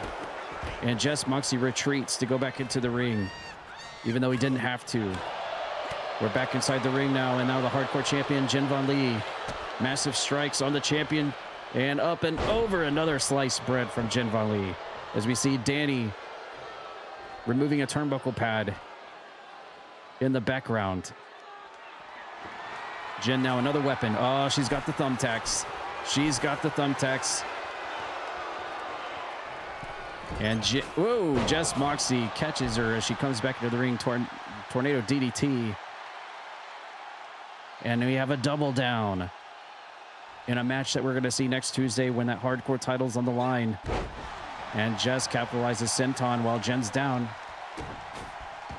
We've got the person that's won the hardcore title the most times out of anyone in CPW history, taking on the person that probably has the best win-loss record of anybody in CPW right now. Definitely a high-stakes match that we'll be seeing next Tuesday. And Jess Moxie's got her up on the shoulders. Oh, nice neck breaker onto Jen Von Lee, our hardcore champion. Stomps made. Jess Moxie looking for the leg. Jen was ready for him. Grapples him up. Escorts him over to the neutral corner. Here comes Jen Von Lee. Oh, missing the high knee. And a toe kick from Jess Moxie. But it gets back body dropped.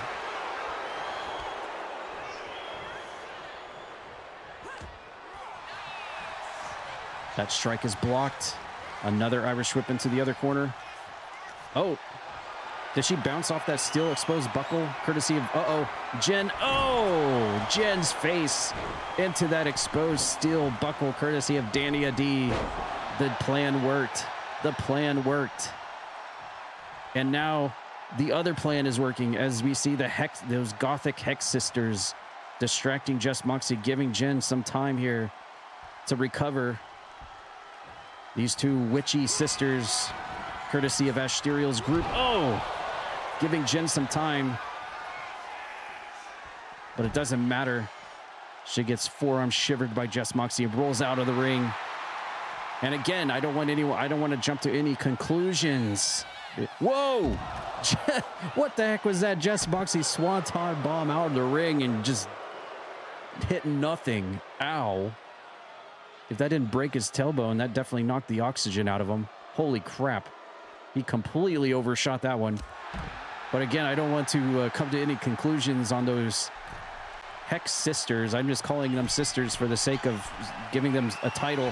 Oh! Top rope move from Jess Moxie, and Jen is in dire trouble right here.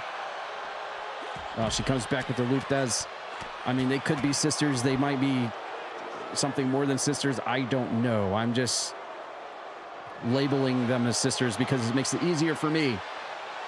Another story we'll have to find out. Jen with that dreadful submission hold. She has gotten so many wins with this thing. So many wins. And if this were a standard match, she would have won another one right there.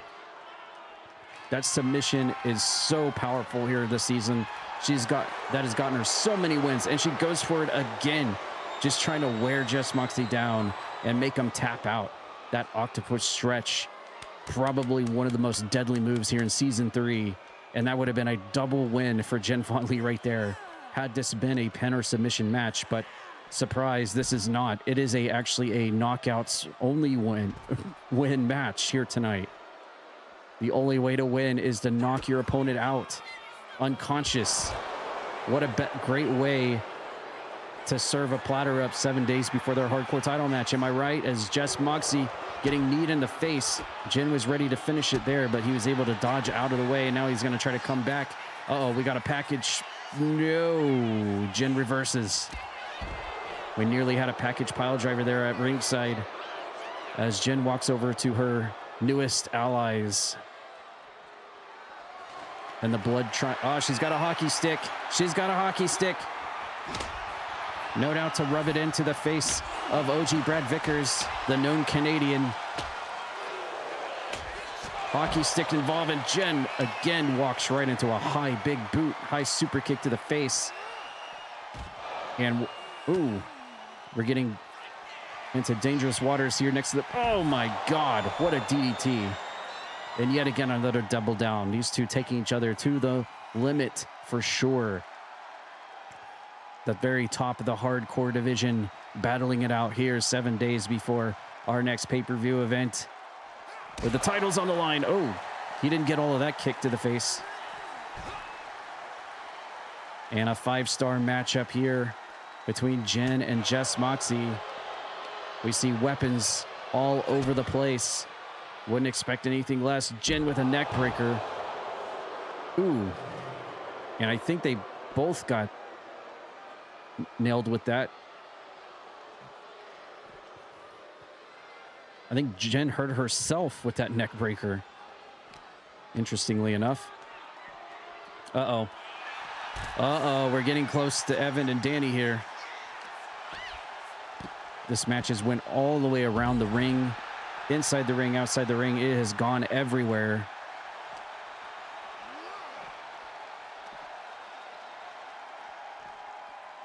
The epitome of the hardcore division right here in CPW for sure. Jess Moxie going to the top rope. Deciding to go high risk and go. Oh, and he got it. The frog splash to the back of Jen Von Lee, and Jess Moxie picks up the win. This is his second win over Jen lately. Did Jen finally find the kryptonite to her unstoppable winning streak? Is that Jess Moxie? Is he going to win that hardcore title for a world record-setting 4th or 5th time? Next Tuesday, we'll have to find out.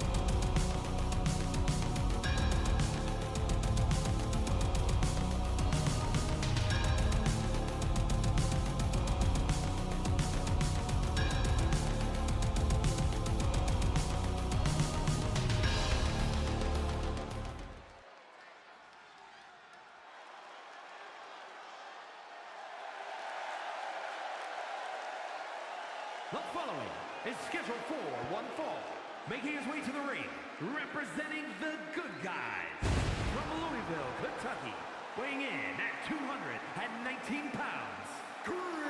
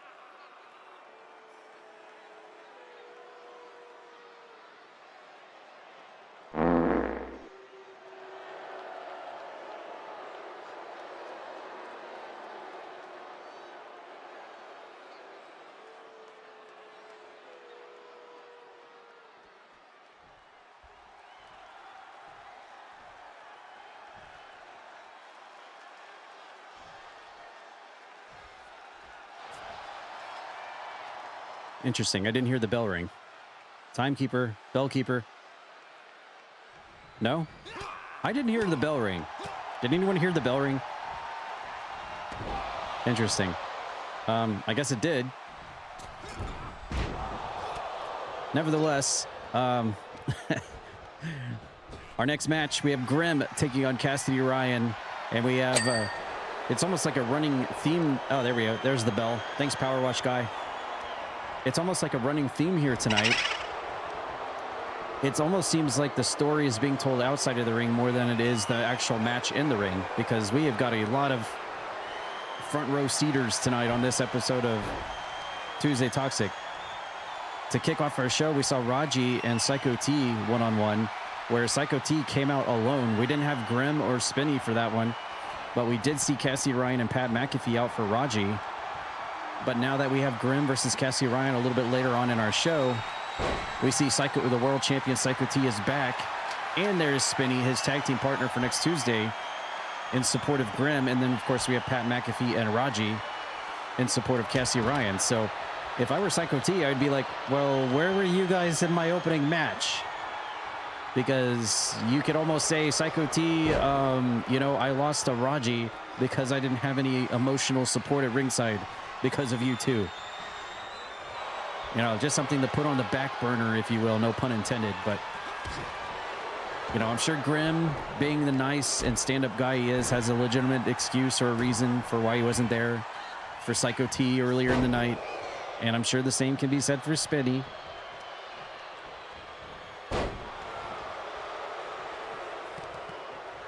But RAJI does have a claim. He did defeat the world champion in non-title singles action in our opening match.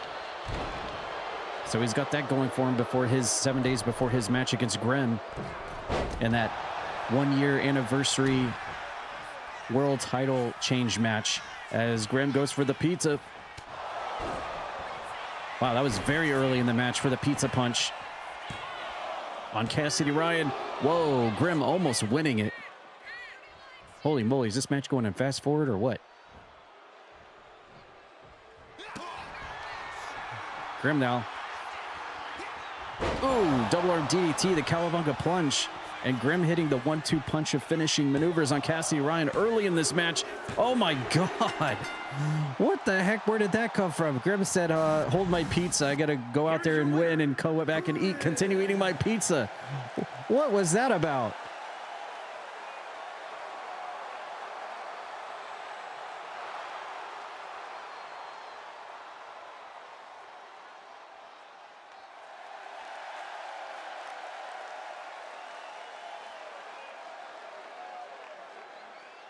Grem not getting paid by the hour, that's for sure. His pizza's still warm back there. Wow.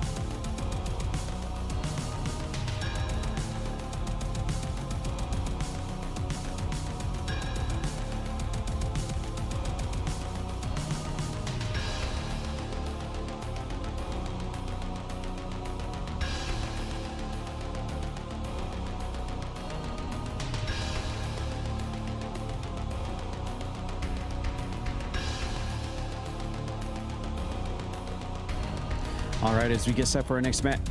Oh no, not again. What is happening in the parking lot? What is Can we get a camera crew back there? What is happening now? Oh my God. All right. All right, we're getting a camera crew rushing into the parking lot. We're hearing commotion outside of their building. What is this?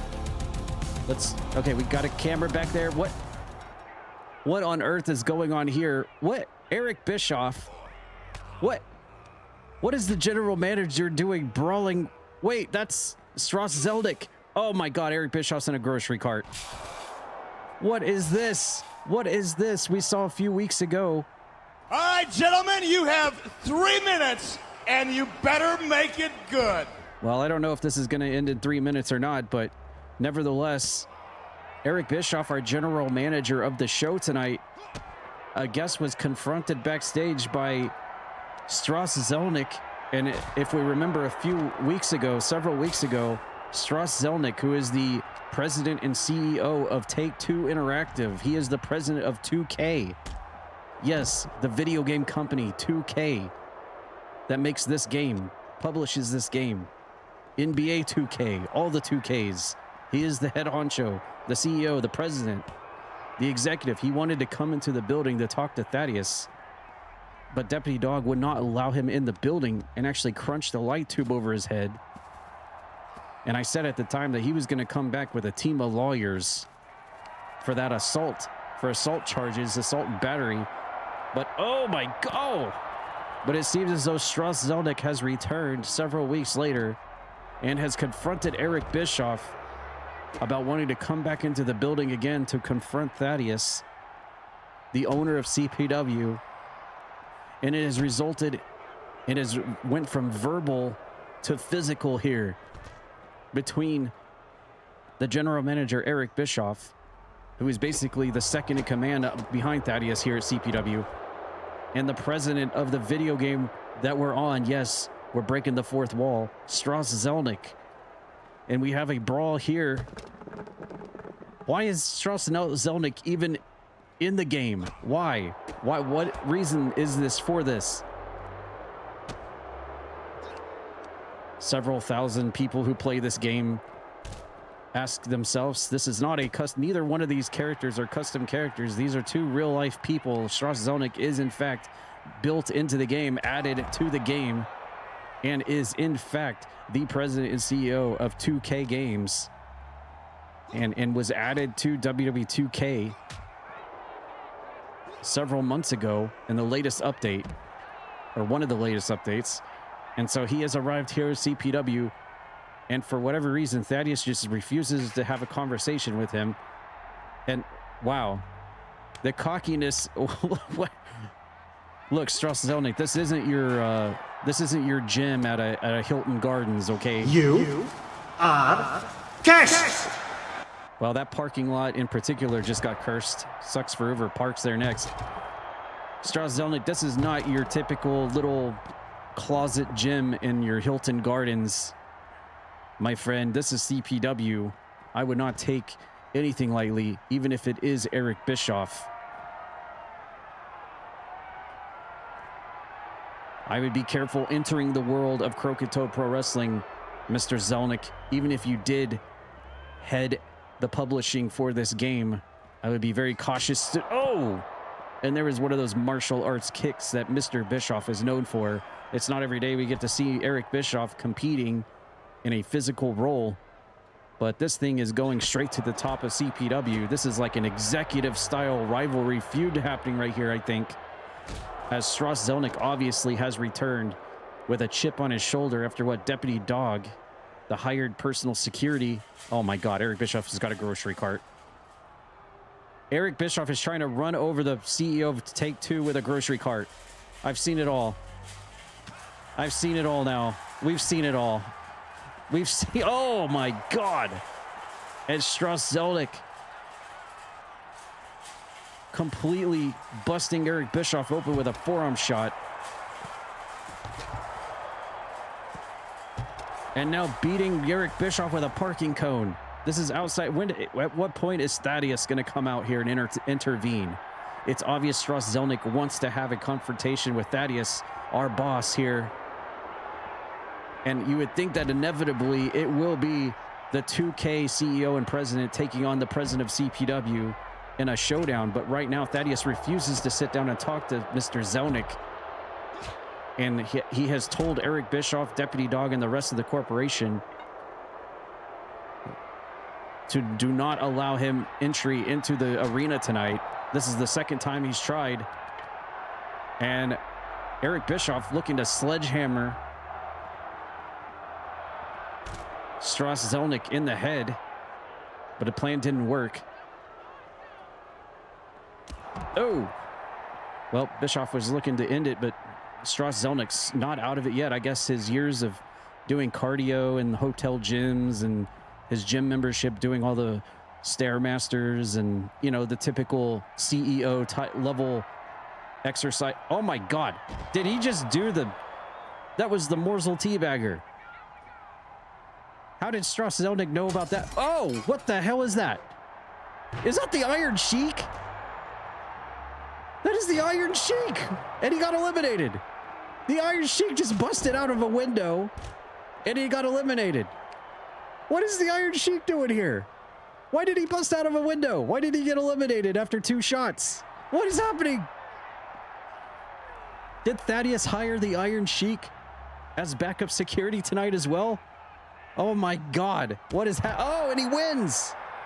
Strauss Zelnick wins. I hope his theme doesn't play because he legitimately gave himself Frank Sinatra and we don't want to get DMCA'd. No, for real. His song in this game is actually Frank Sinatra. Imagine how much money they shelled out for that copyright. Well, Strauss Zelnick has just I don't know about that. I don't know how he can be fired because he's not actually on the CPW roster. For the first time ever, this isn't another wrestler we're dealing with here that's signed to CPW under Thaddeus. This is a brand new situation here where actually, if you think about it, Strauss Zelnick is actually on a higher totem pole than Thaddeus because Strauss Zelnick actually is the president of the universe of CPW. So for the first time, like literally ever in the history of history, Thaddeus actually has kind of, in a way, a superior over him with Strauss Zelnick. But when it comes to the CPW arena, that's his jurisdiction, and he calls the shots. And he obviously sent Eric Bischoff out here to interject and take him down, but Eric Bischoff could not get the job done. And Strauss Zelnick has definitely made a statement here. How will Thaddeus react? Will he send Domino after Strauss Zelnick? Will he confront him himself? Very interesting. As we have, I can never thought this would ever happen with the CEO and president of Take-Two Interactive 2K Games coming to CPW to confront Thaddeus. How will this continue on? We'll have to find out.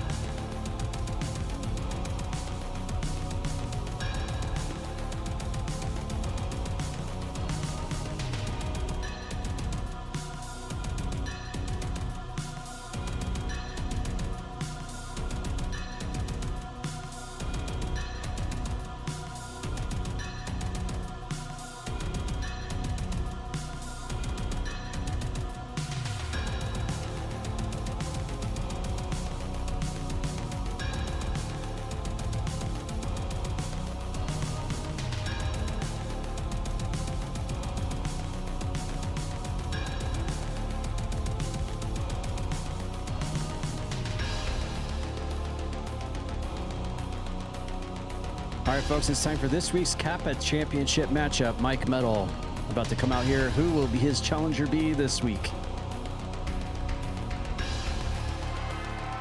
following contest is scheduled for one fall and is for the Non-Stop Fighting Action Championship.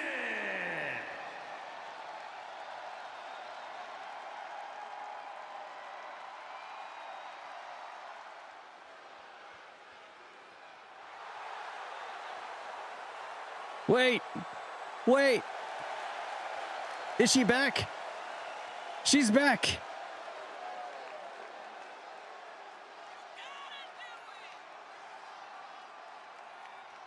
Diamond is back. It is getting the shot. Uh-oh. Oh, God. Apparently, wait. Oh, my God. So much for a triumphant return here to CPW. What is... These clowns are fighting each other. What the hell is going on? Azarin just threw Miles to the ring. What is happening? So Wow, they're okay. What a crazy night this has been. All right, so Diamond is. What is Miles and Azarine doing?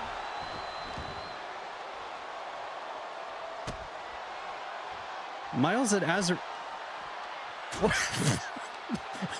And now Mike. What is happening? I am so.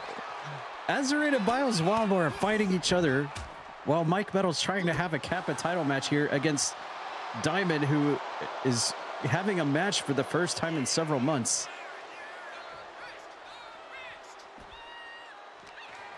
Are we actually going to get a match here? And we see Diamond is still... Oh my God. There's a back... Uh-oh. Well, wait. Uh-oh. What? Oh my God. What? I have no idea what's happening right now. This is just chaos. Exactly what Azarine prefers. Spreading chaos. This is the Azarine way. And, well, I mean, it is good to see Diamond back, able to get a doctor's release from Comatrix to finally have a match. We haven't seen her in months due to that neck injury. Courtesy of Azarine and Miles, by the way. These clowns are the cause of that injury. I'll have you know, I'll remind you. And they are just completely all over her like peanut butter and jelly. She gets a huge opportunity here on her big return back for a Kappa title shot against Mike Metal.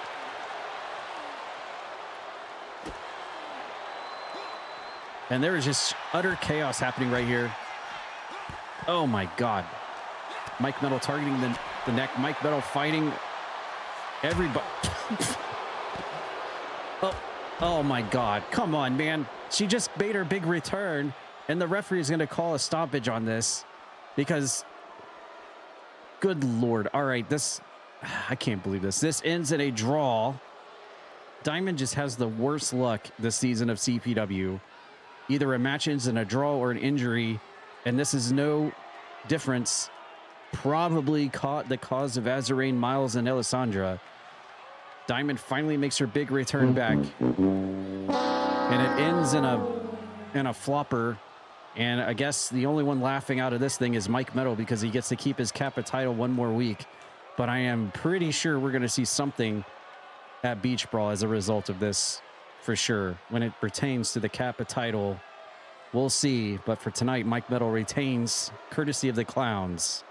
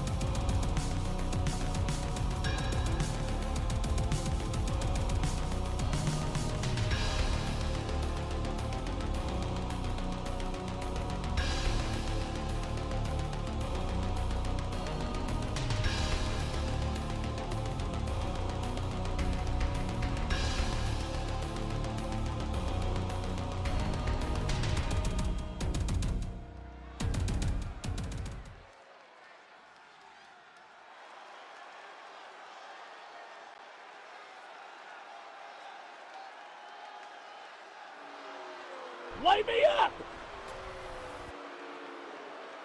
The following contest is scheduled for one fall. Making his way to the ring, representing the from Philadelphia, Pennsylvania, weighing in at 251 pounds, Ross S. Oh shit!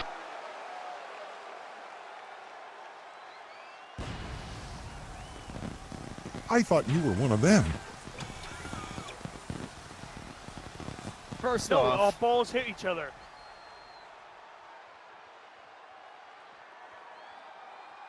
I suck!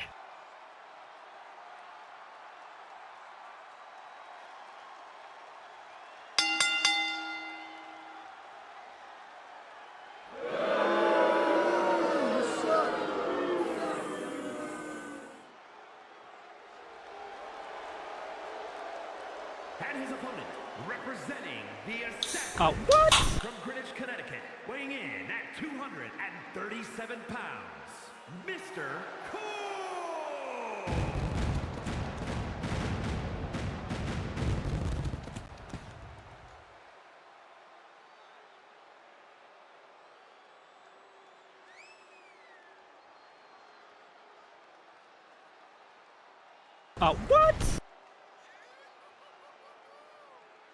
You look cute when you eat those fries.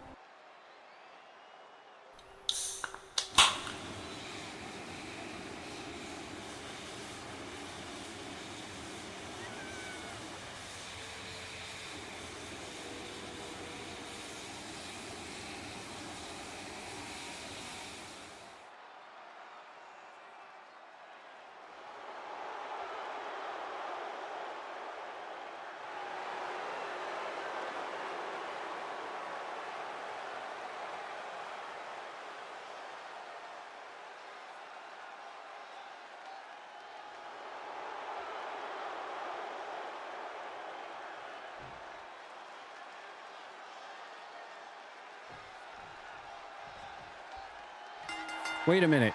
Why do we have Coke v. Roxas tonight? And why is Coke still wearing... Oh. Oh!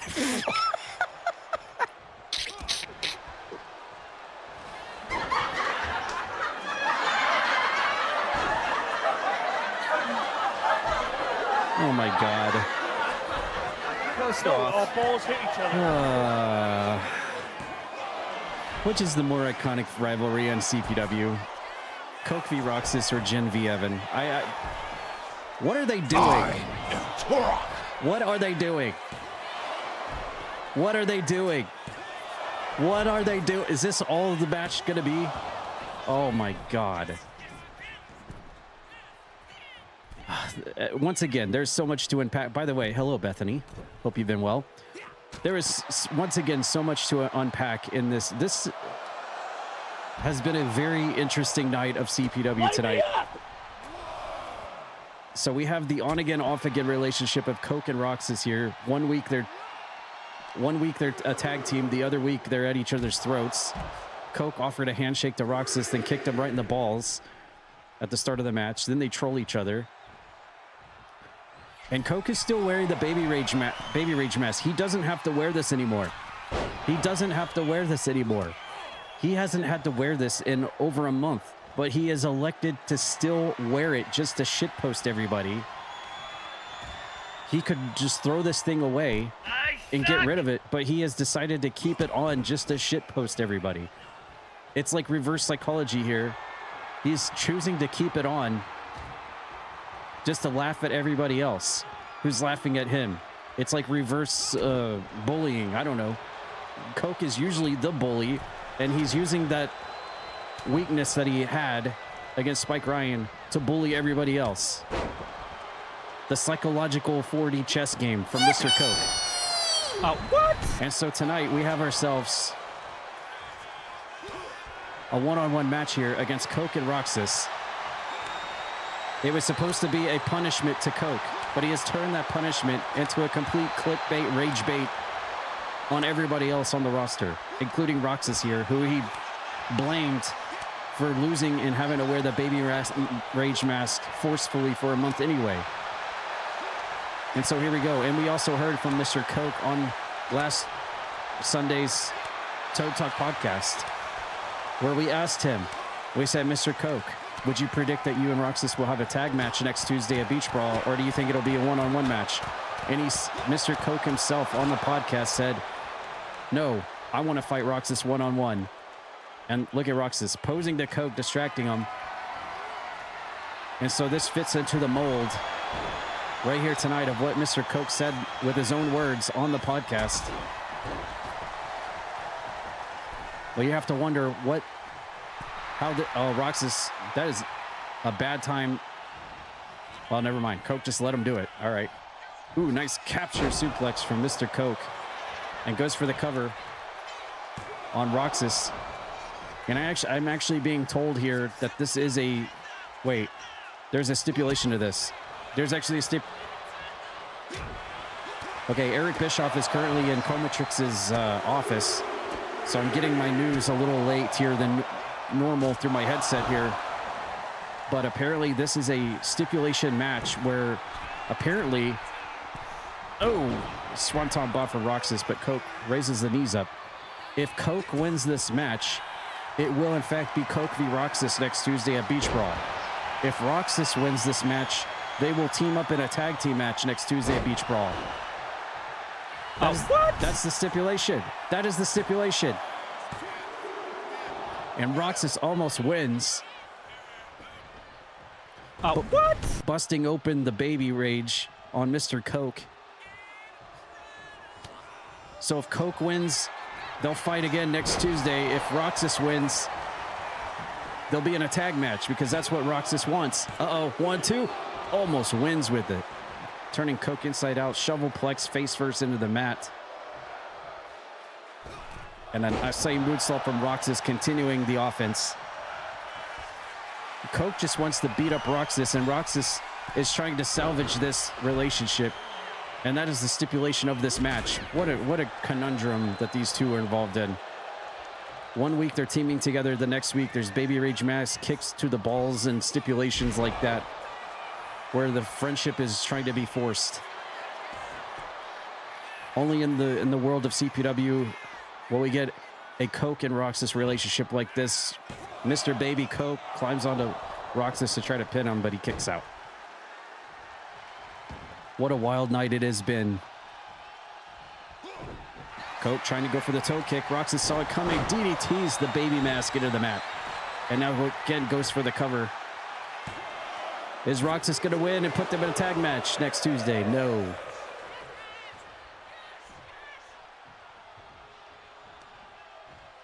Roxas and Coke battling it out. Sends him into the ropes. Duck under. Catches Roxas, but he's able to counter. Punches right to the baby mask. Spins Coke around. He's got him inside out again. Drops him.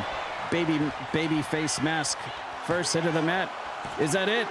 No, Roxas has just defeated Coke, and they will be forced to be a tag team next Tuesday on pay-per-view. Oh my God. Coke is not going to like this.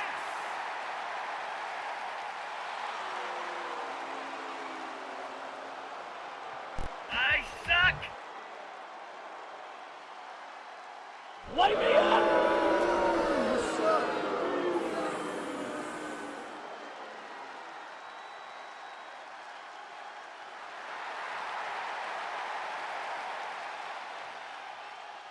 Do I have your attention now?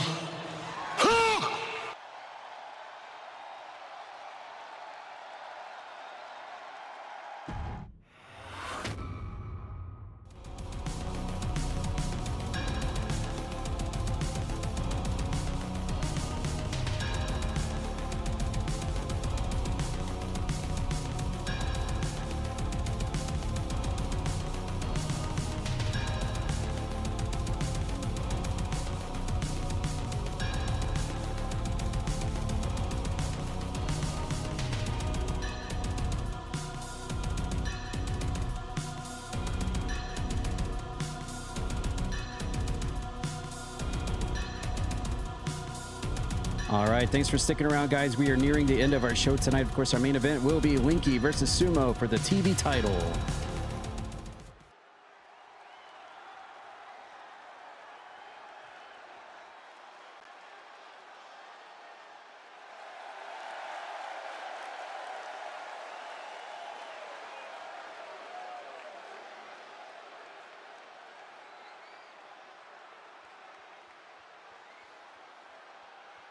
The following is scheduled for one fall, making her way to the ring, representing the Wolfpack from Baltimore, Maryland, Brett A.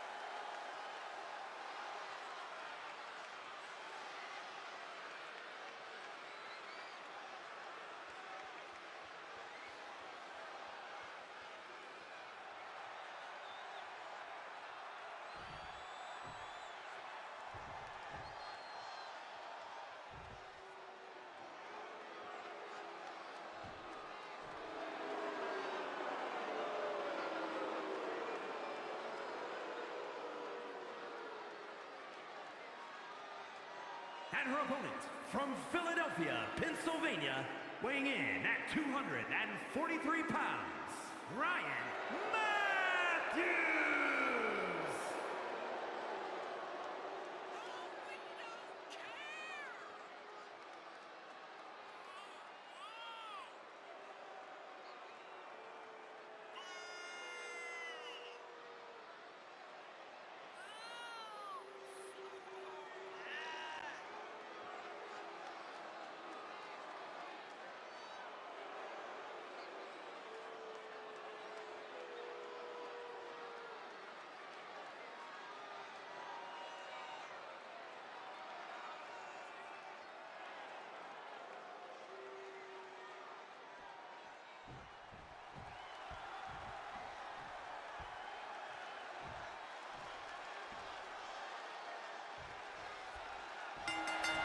All right, we got quite the interesting match here. We've got the master of the CQC of the women's division, Bethany, barefooted and all. Look at this. Just impactful strikes as soon as the bell rings here. That's what she's known for right there. Taking on our current Money in the Bank briefcase holder, Ryan Matthews, who can cash that contract, that briefcase in anytime, any place, anywhere on any title he wants. And he's got a whole year basically to do it. Well, about 9 or 10 months left to do it. And if last season was any indication, Chain literally waited until like a month before the expiration date. He had everybody waiting and cashed in on the international title. And actually, it worked out for him because he beat Chrono to become a 2-time international champion at the advice of one Paul Bearer. We'll see how Ryan Matthews decides to cash in this time, being the second ever briefcase holder. He's got about 9 more months to decide when the perfect time and place will be to do that. Until then, he's got that briefcase, and tonight he is facing Bethany, I believe in a first-time ever matchup here between the two. Ooh, and Bethany, big barefooted super kick right to the smiler face of Ryan Matthews as we go outside the ring here. We have 2 matches left on the night. Actually 3. I forgot about the main event, of course, which is Sumo defending the TV title against Linky, which is going to make things very interesting. If Linky actually beats Sumo tonight and becomes TV champion, how is that going to change what is being called a retirement match next Tuesday against Aiden Gallagher? And if Linky beats Sumo tonight and then Aiden Gallagher beats Linky next Tuesday, that means Aiden Gallagher is the new TV champion. Unless the winner's retired. Again, we don't know who's being retired in this retirement match. They both could be retiring, win or lose. We don't know. Maybe both of them and the referee and the commentator are all being retired after this match happens. I hope not. I shouldn't have to retire. I'm just the voice here. Nevertheless, it will definitely change things depending on how that main event pans out here in a few matches from now. As Bethany gets out of that sleeper hold from Ryan Matthews. And the last time we saw Ryan Matthews, ooh, nice jumping high kick to the side of Ryan Matthews' head there. And now she's set and ready with a finisher. Rolls up Ryan Matthews. There's the cross arm breaker and inverts it. And we saw Ryan Matthews on last Tuesday's show. It was the main event. He defeated Mr. Coke in like 30 seconds with that front face lock, that guillotine choke. And he basically, that was because of Roxas, by the way. If you weren't here to see it last Tuesday, Roxas was all up in Mr. Coke's grill as a manager last Tuesday and cost him the match against Ryan Matthews. It's no wonder Mr. Coke wants a piece of Roxas. He cost him the match in the main event against Ryan Matthews in the main event last Tuesday. But Ryan Matthews looking very impressive since winning that case. He's been winning matches for the most part left and right, completely strangling people out, choking them out, like Mr. Coke last Tuesday. We'll see if we're going to get the same result here tonight against Bethany. As we're on the outside of the ring, her face gets smashed onto the broadcast table. And we are back in the ring. This match will continue.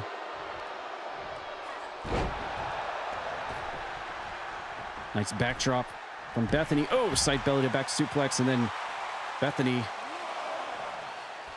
just knocking Ryan Matthews out of the ring and going to let the count out run its course here.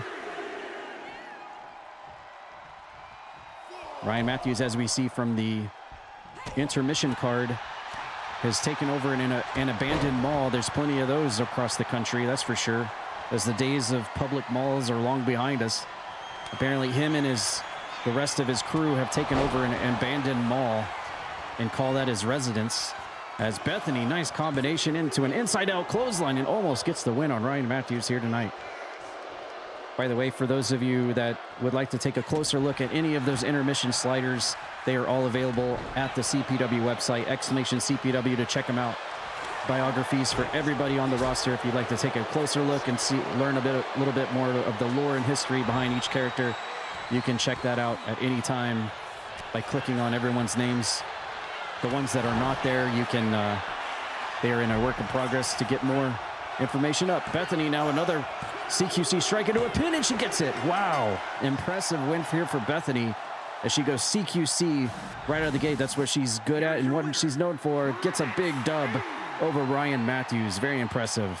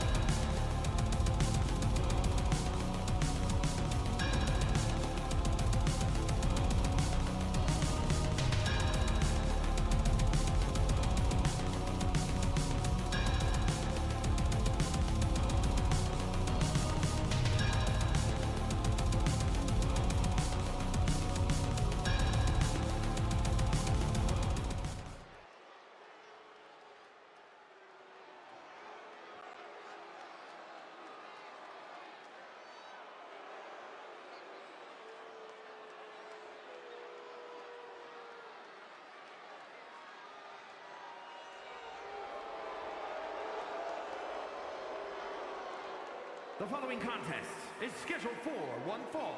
Making his way to the ring, representing the United Kingdom from Birmingham, England, weighing in at 242 pounds, Freak!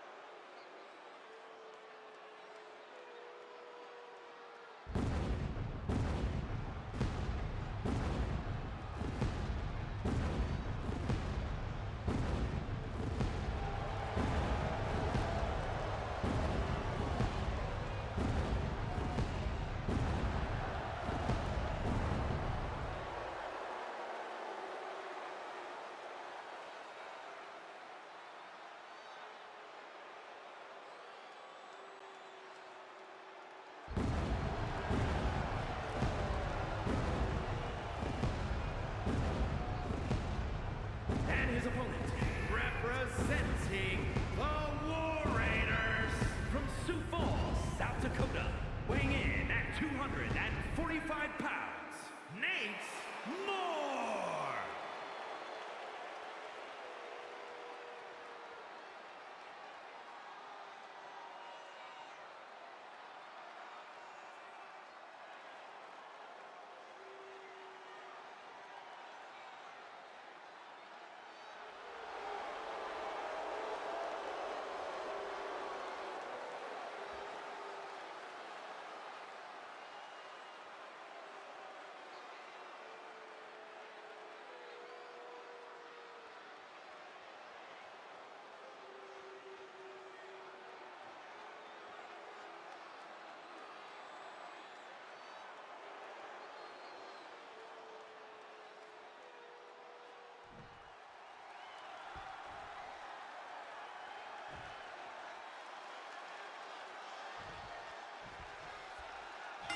Whoa! And just like that match before, Nathan Moore runs right into a super kick of Feats. And this is actually a very intriguing match because let's just take a second to see who's in this thing. We have Feats here who we have not actually seen ever since he stuffed Hype in an ambulance back at CyberSlam. We have not seen Feats on the show. So this is a big return for Feats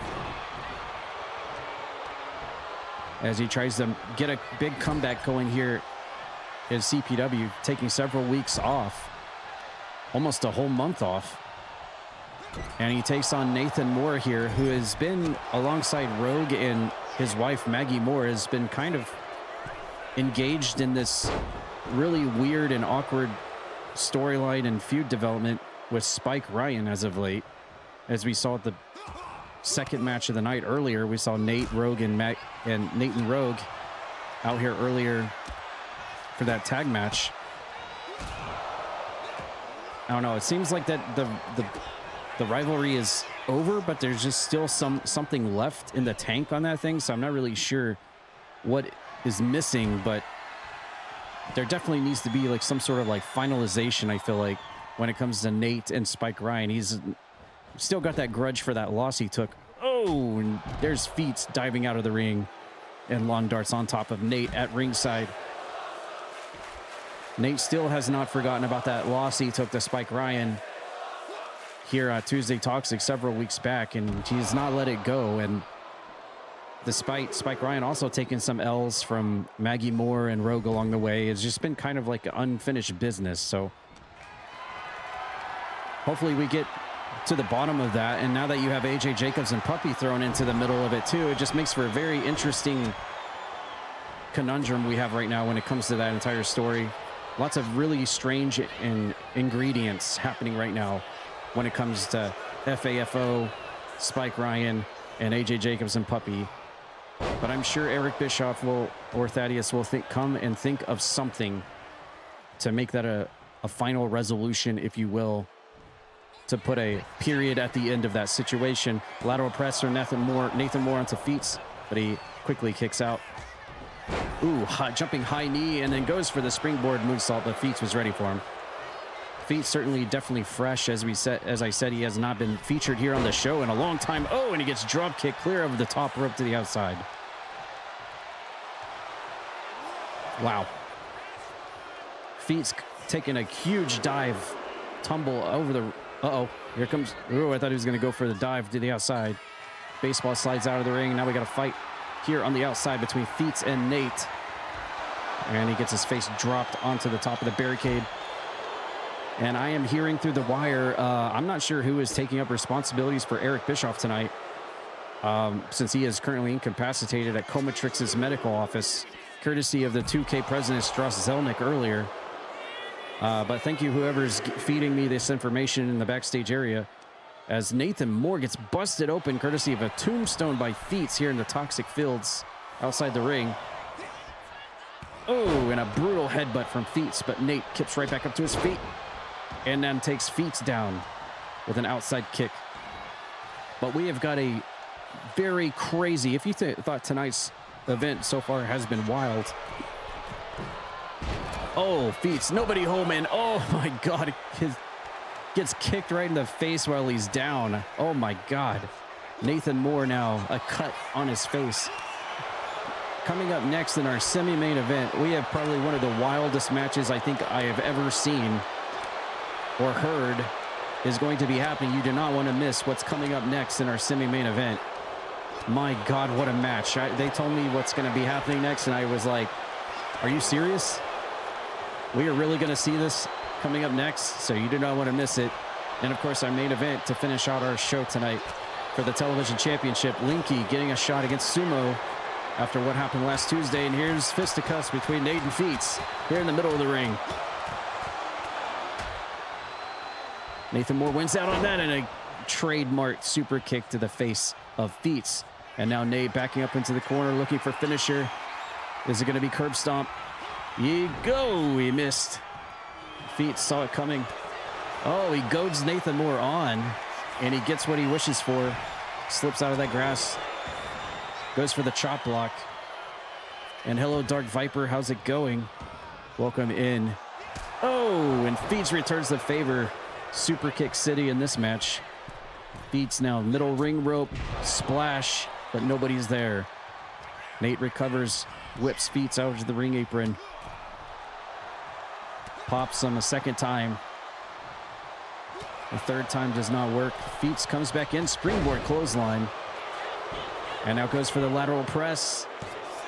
4-star match here between Feats and Nate in their first ever one-on-one match against one another. We're seeing a lot of first-time evers here. You love to see it. Feats now pump handle up on the shoulder. Oh my God. And a nail in the coffin by Feats onto Nate, but he kicks out. Yeah, you eat those mashed taters. You eat them. Off the ropes. Oh, what is Feats doing? Caught Nathan Moore in midair and goes for a rock bottom. Wow. Elevates Nate into the air, caught him, rock bottom, and he gets the finisher win there. Feats out of nowhere. Big move on the veteran Nathan Moore. Impressive win for Feats. First time we've seen him in a month. Comes back with a big dub here.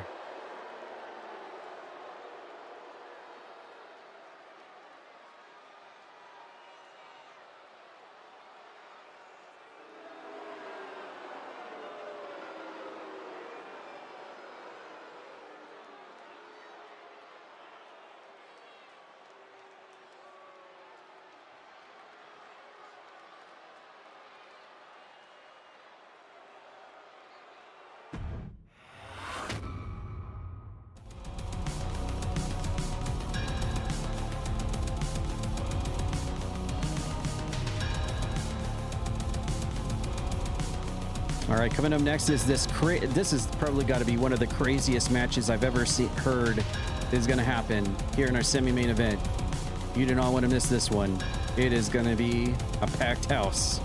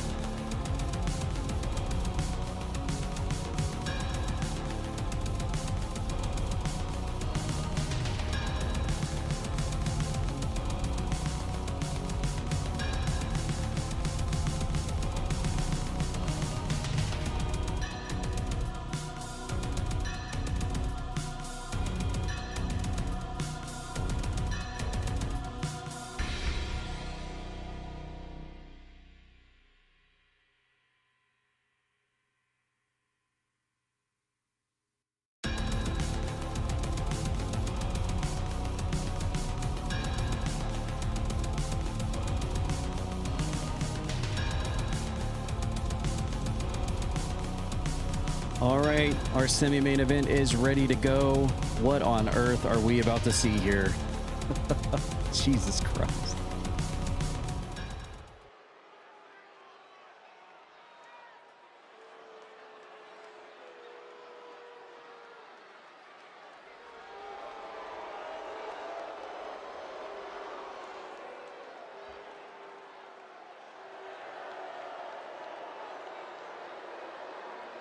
The following is scheduled for one fall, making his way to the ring, representing the Acolytes from Cairo, Egypt, weighing in at 299 pounds, Angus Kong!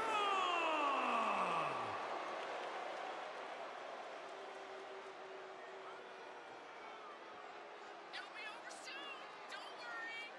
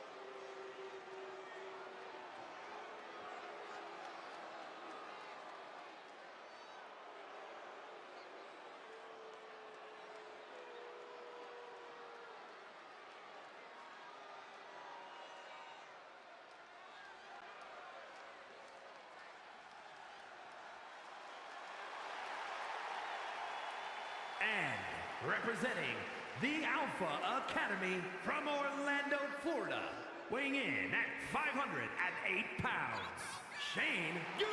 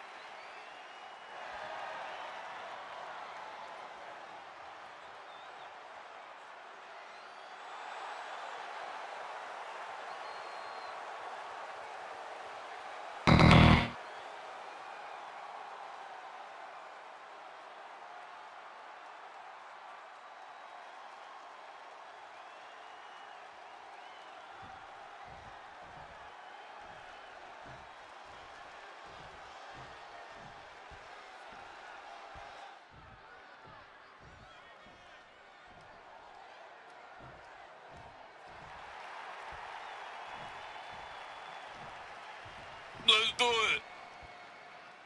And from the Copper Age, weighing in at 228 pounds, Zion Kidd.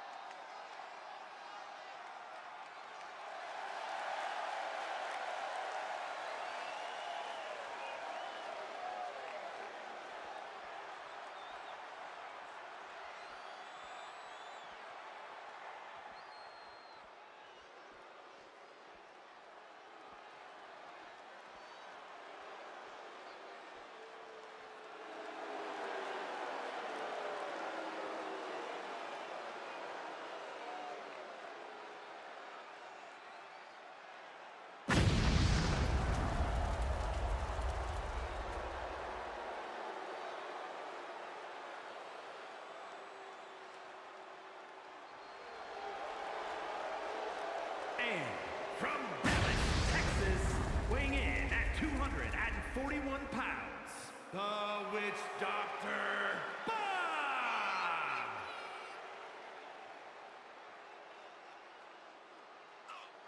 Oh my gosh, you look so great.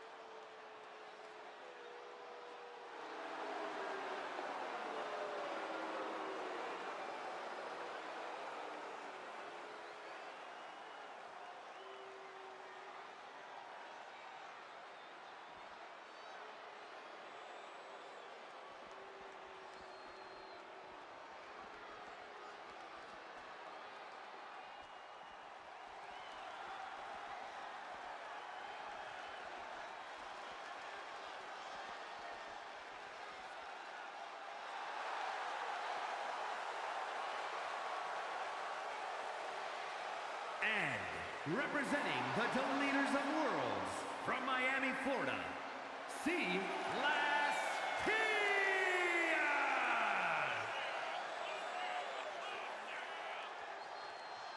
What? That's my daughter. Give her back.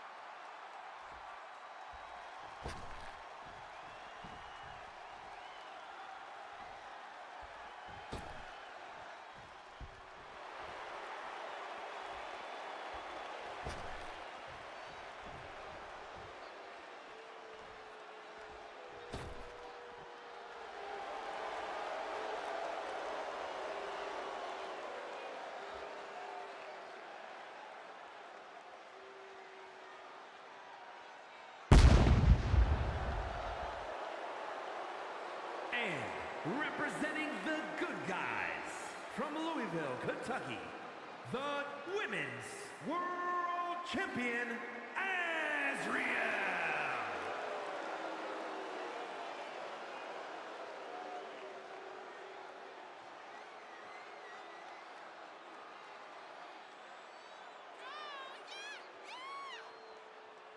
Oh, who's that? Oh, that's you. That's who.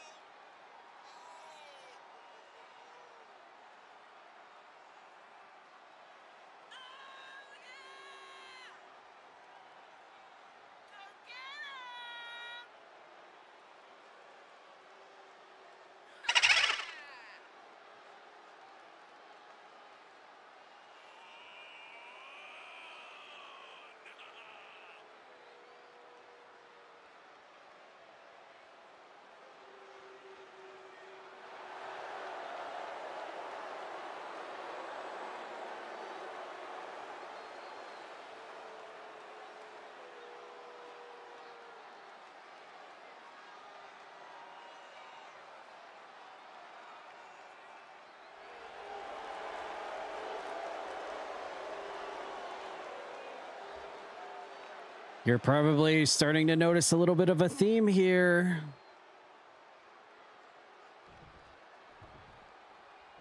This ring is starting to get pretty jam-packed here at our semi-main event, but wait, there's more.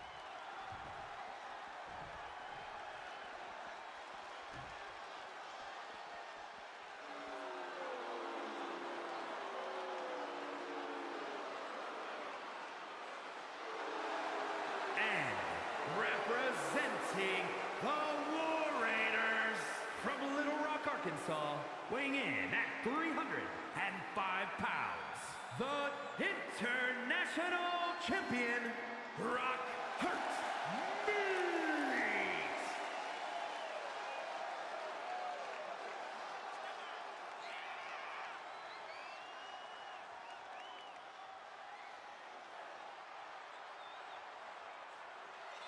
Oh, yeah.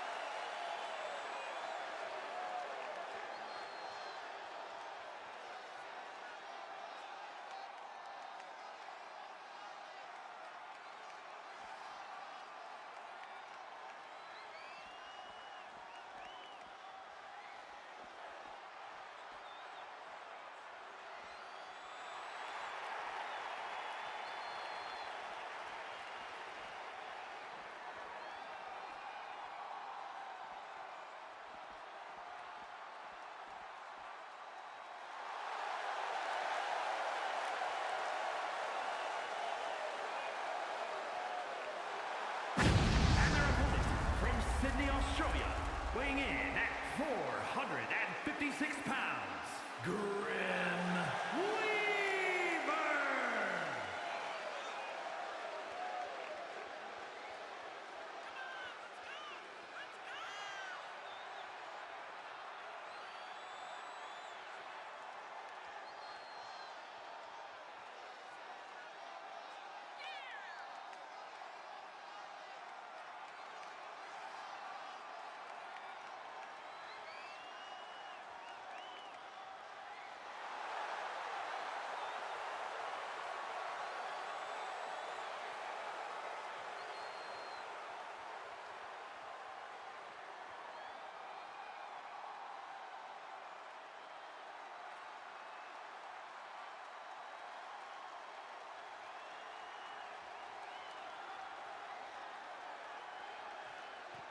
Well, when they told me this match on paper, I was like, are you serious? This is really what our semi-main event is going to be? And looky here, it's every man for himself in a total, complete encyclopedia of what's going to be happening next Tuesday at Beach Brawl. It's every person for themselves. Each one of these people are engaged in their own rivalries, their own personal feuds heading into next Tuesday, and they're all slammed into this one match together. A hodgepodge mixture of ingredients for Beach Brawl next Tuesday. What a match here. And the lack of Welsh, Mosher, and Fat Sting can be attributed to the fact where they had that match last Tuesday that ended up in the crowd and it ended in a draw. So this week, it's time for Shamu and Anubis Khan to get a little bit of camera time here. But one by one, each of these individuals will get eliminated and thrown over the ropes. I believe this is an over-the-top rope battle royal match, so you immediately have to hand it the victor in the hands of one of the big boys, and there's certainly plenty of those in this matchup here. But we see, Zozakin in big trouble here from Asterial. We see these different feuds and rivalries colliding and clashing here in the match. Zozakin hanging on. As we see Celestia going after Grim Weaver, Rockhard Meat going after Boz. That's a repeated feud from before, back at ScyberSlam. Zozakin now trying to eliminate Asterial. We got Shamu in there going after his rightful feud right now of Anubis Khan, so that pairs up, that matches up.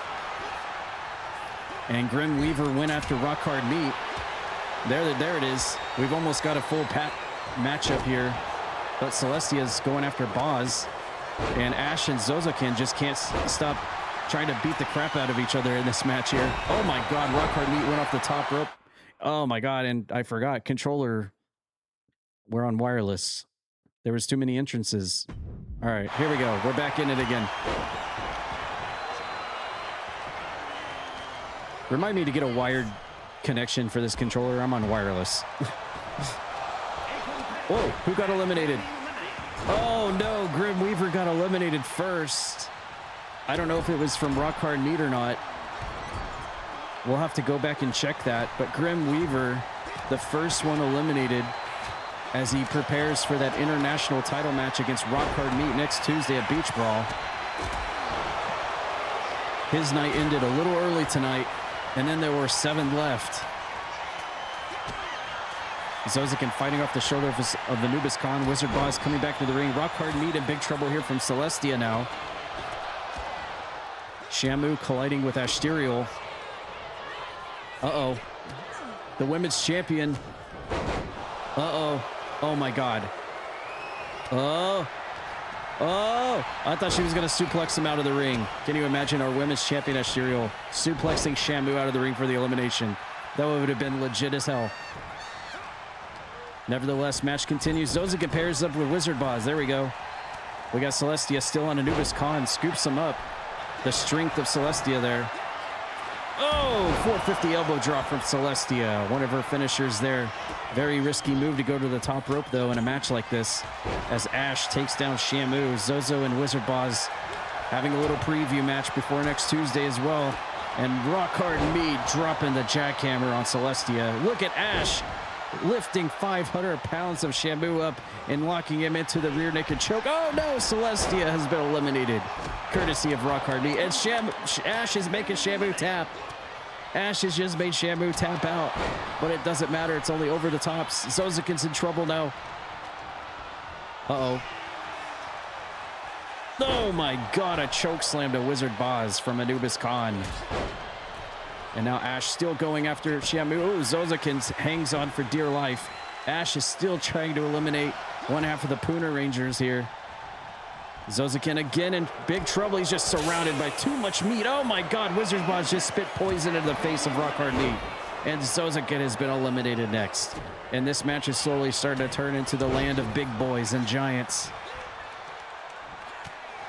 Not a good night for Zozakin or Grim Weaver tonight, but hey, at least, you know, they got eliminated earlier, so it was less energy going into next Tuesday. You know, you got to look at it optimistically. Uh-oh, Anubis Khan going after Rockhard Meat. Those are two big boys that have never really had a chance to collide before in singles action. Shamu's just taking it easy in the corner. We got Boz and Nashterial now. Uh-oh. Rock Hard Meat, the international champion, has got Anubis Khan up and hits him with an alley-oop. Ash still going after Shamu. Oh my God, and just spins him around in midair. I don't know who Wizard Boz spit poison into the face of, but obviously Wizard Boz bringing his little bags of all his little precious vials of toys with him no matter what, regardless if it's a singles match or a battle royal like this. Uh-oh, Wizard Boz. No! And Shamu has just eliminated Wizard Boz. And Zozukin and Boz have both been eliminated. Oh my God. Oh, and Brock Hard Meat takes care of Anubis Khan. And then there were 3 left. There were 3 left. The women's champion, the international champion, and Shamu left in this, what started off as an 8-person over-the-top Beach Brawl Battle Royal match. And Shamu's hanging on for dear life here for Rock Hard Meat. Does he have the strength to get this giant, massive Puna Ranger out of the ring? He doesn't. And we've got Ash in there surrounded by the giant rock-hearted one and the big Puna Ranger. Oh my God. She just bounces right off his big belly. That checks out. Uh-oh. Ash looking to get the big... Oh, nope. Shamu reversed it. He's got Ash Serial up and a front slam right next to Rock Hard Meat. And now Ash... Uh-oh. No, unfortunately, Ash has been... I think they both double eliminated her. And Ash, unfortunately, eliminated from this match. As big and as OP as she is, that's just too much man meat in that match right there. That Ash Stereo sandwich was just too much loaded full of carbs of the bread on either side there. You got Rock Hard Meat on one side and the Shamu on the other side. And look at this, the strength of Rock Hard Meat as Shamu reverses, lands on his feet from an attempted jackhammer. And it all comes down to this. Will the international champion reign supreme here, or will the Puna Rangers win another one? Oh, man. Big boot to the face of Shamu. Rocking him. 4.5 match star rating here in our semi-main event.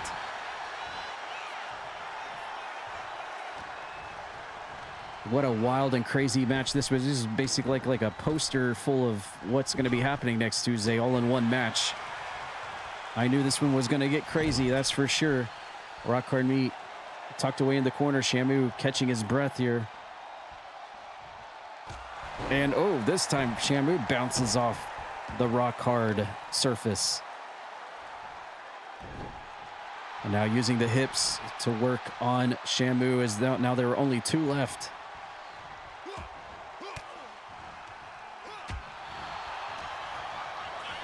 How is this one going to end?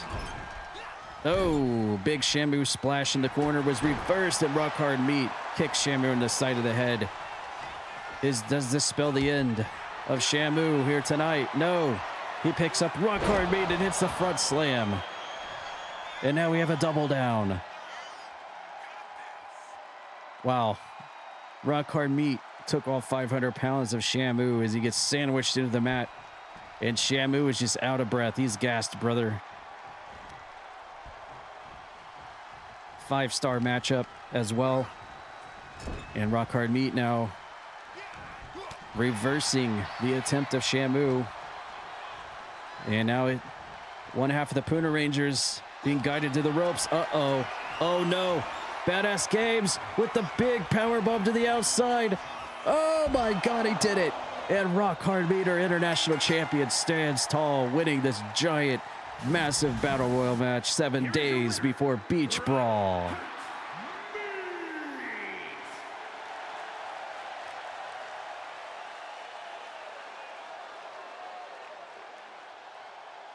That's why I told you to save it. I saved it!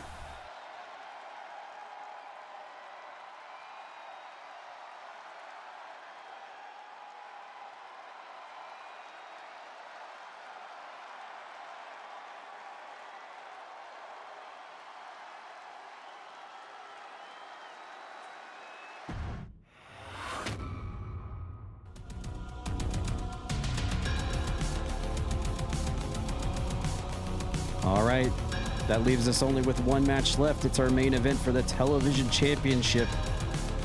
It's time for Linky versus Sumo. Who's gonna walk out? The new TV champion of CPW. Let's find out.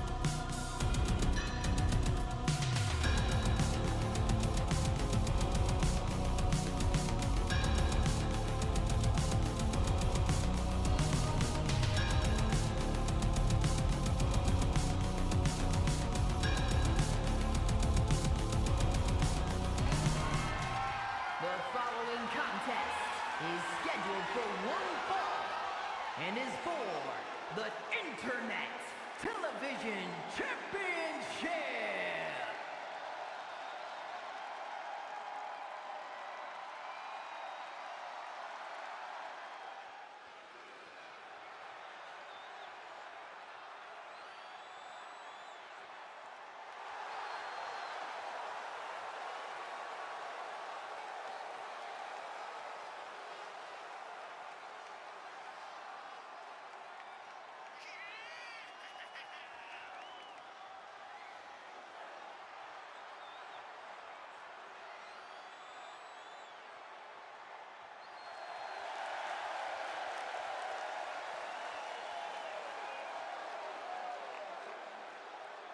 Listen!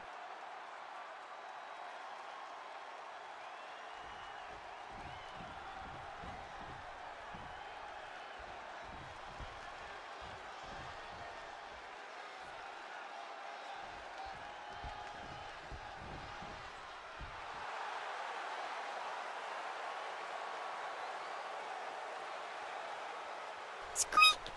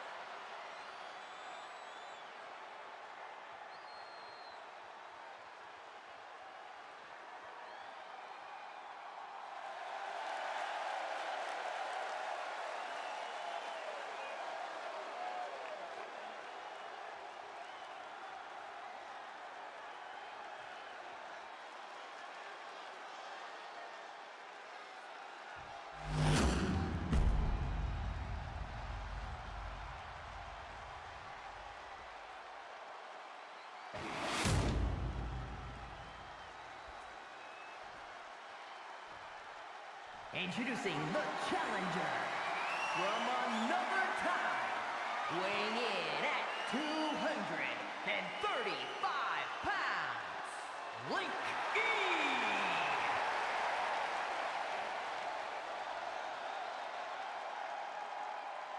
And his opponent from Tokyo, Japan, weighing in at 527 pounds, the Internet Television Champion, Sumo.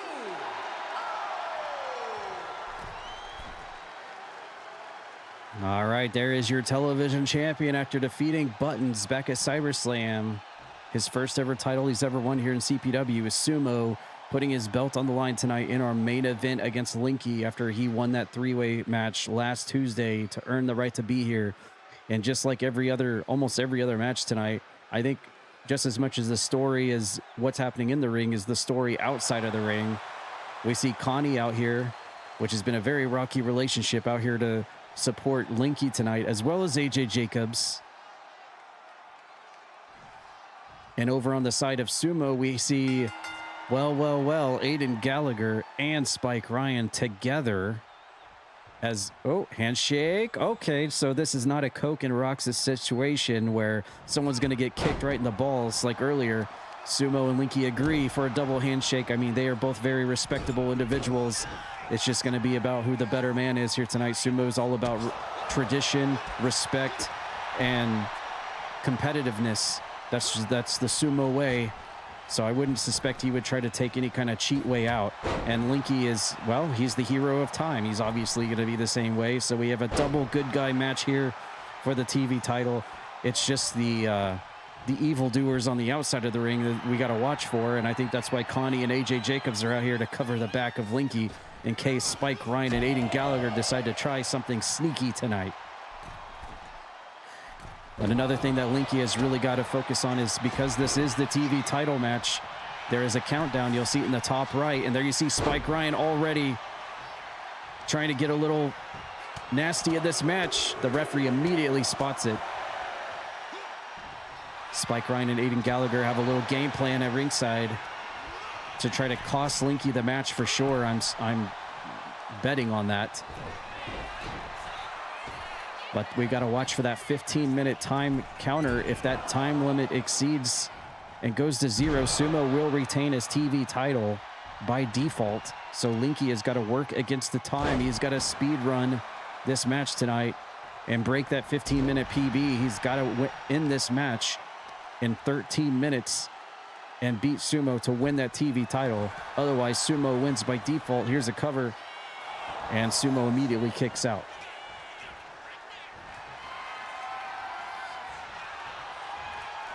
And Linky now pushing Sumo into the corner of the ring. The referee interjects to get in between the two men of fair competitiveness.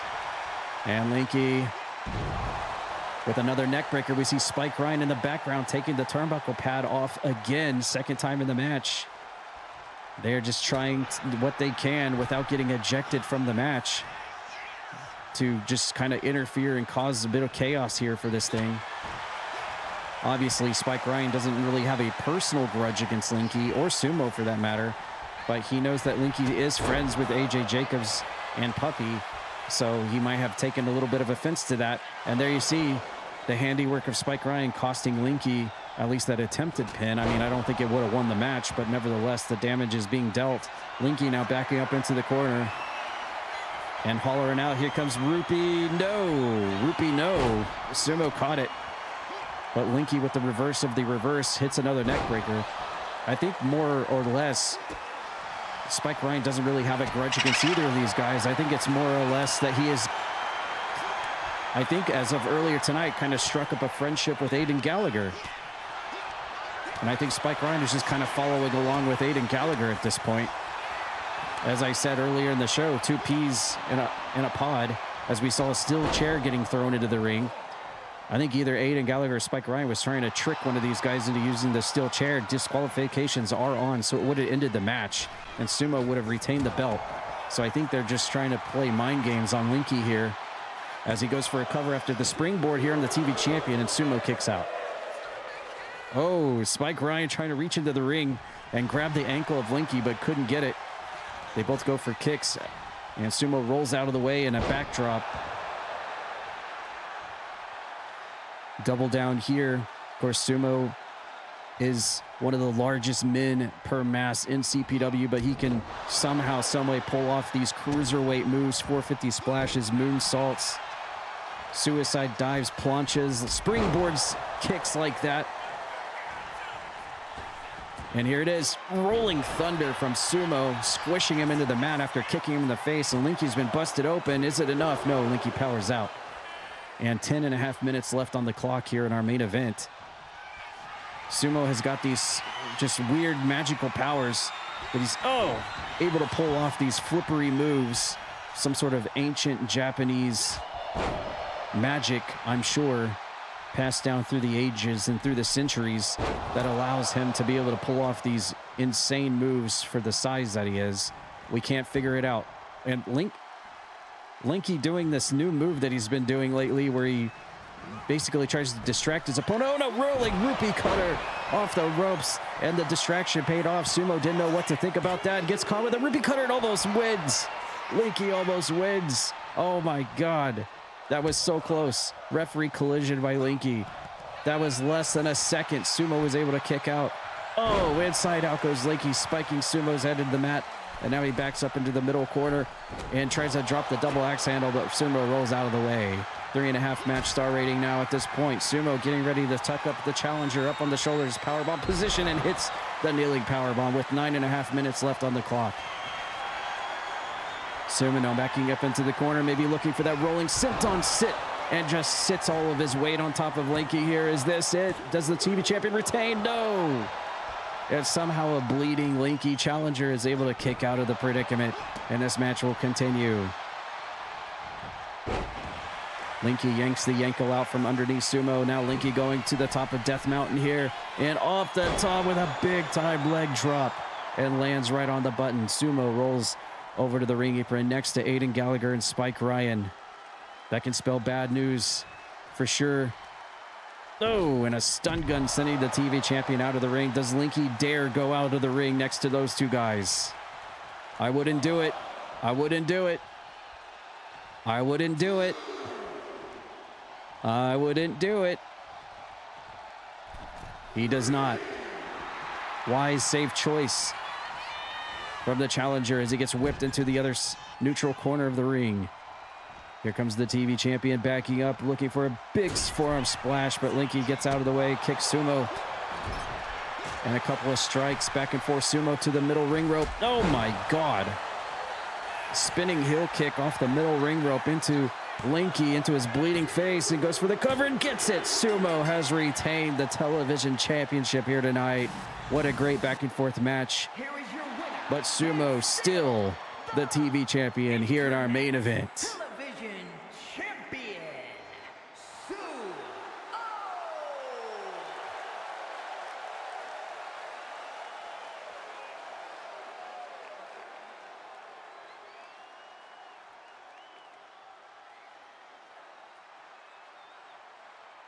I mean, obviously you could argue that Aiden Gallagher and Spike Ryan cost him the match. Cost Linky the match. I mean, there was that distraction presence, and they were messing with the turnbuckles and the steel chairs and stuff, so there's always that. But at the end of the day, hard-fought match between Linky and Sumo, two warriors here at CPW, and gentlemen fighters to end off our show, our go-home show tonight for Beach Brawl.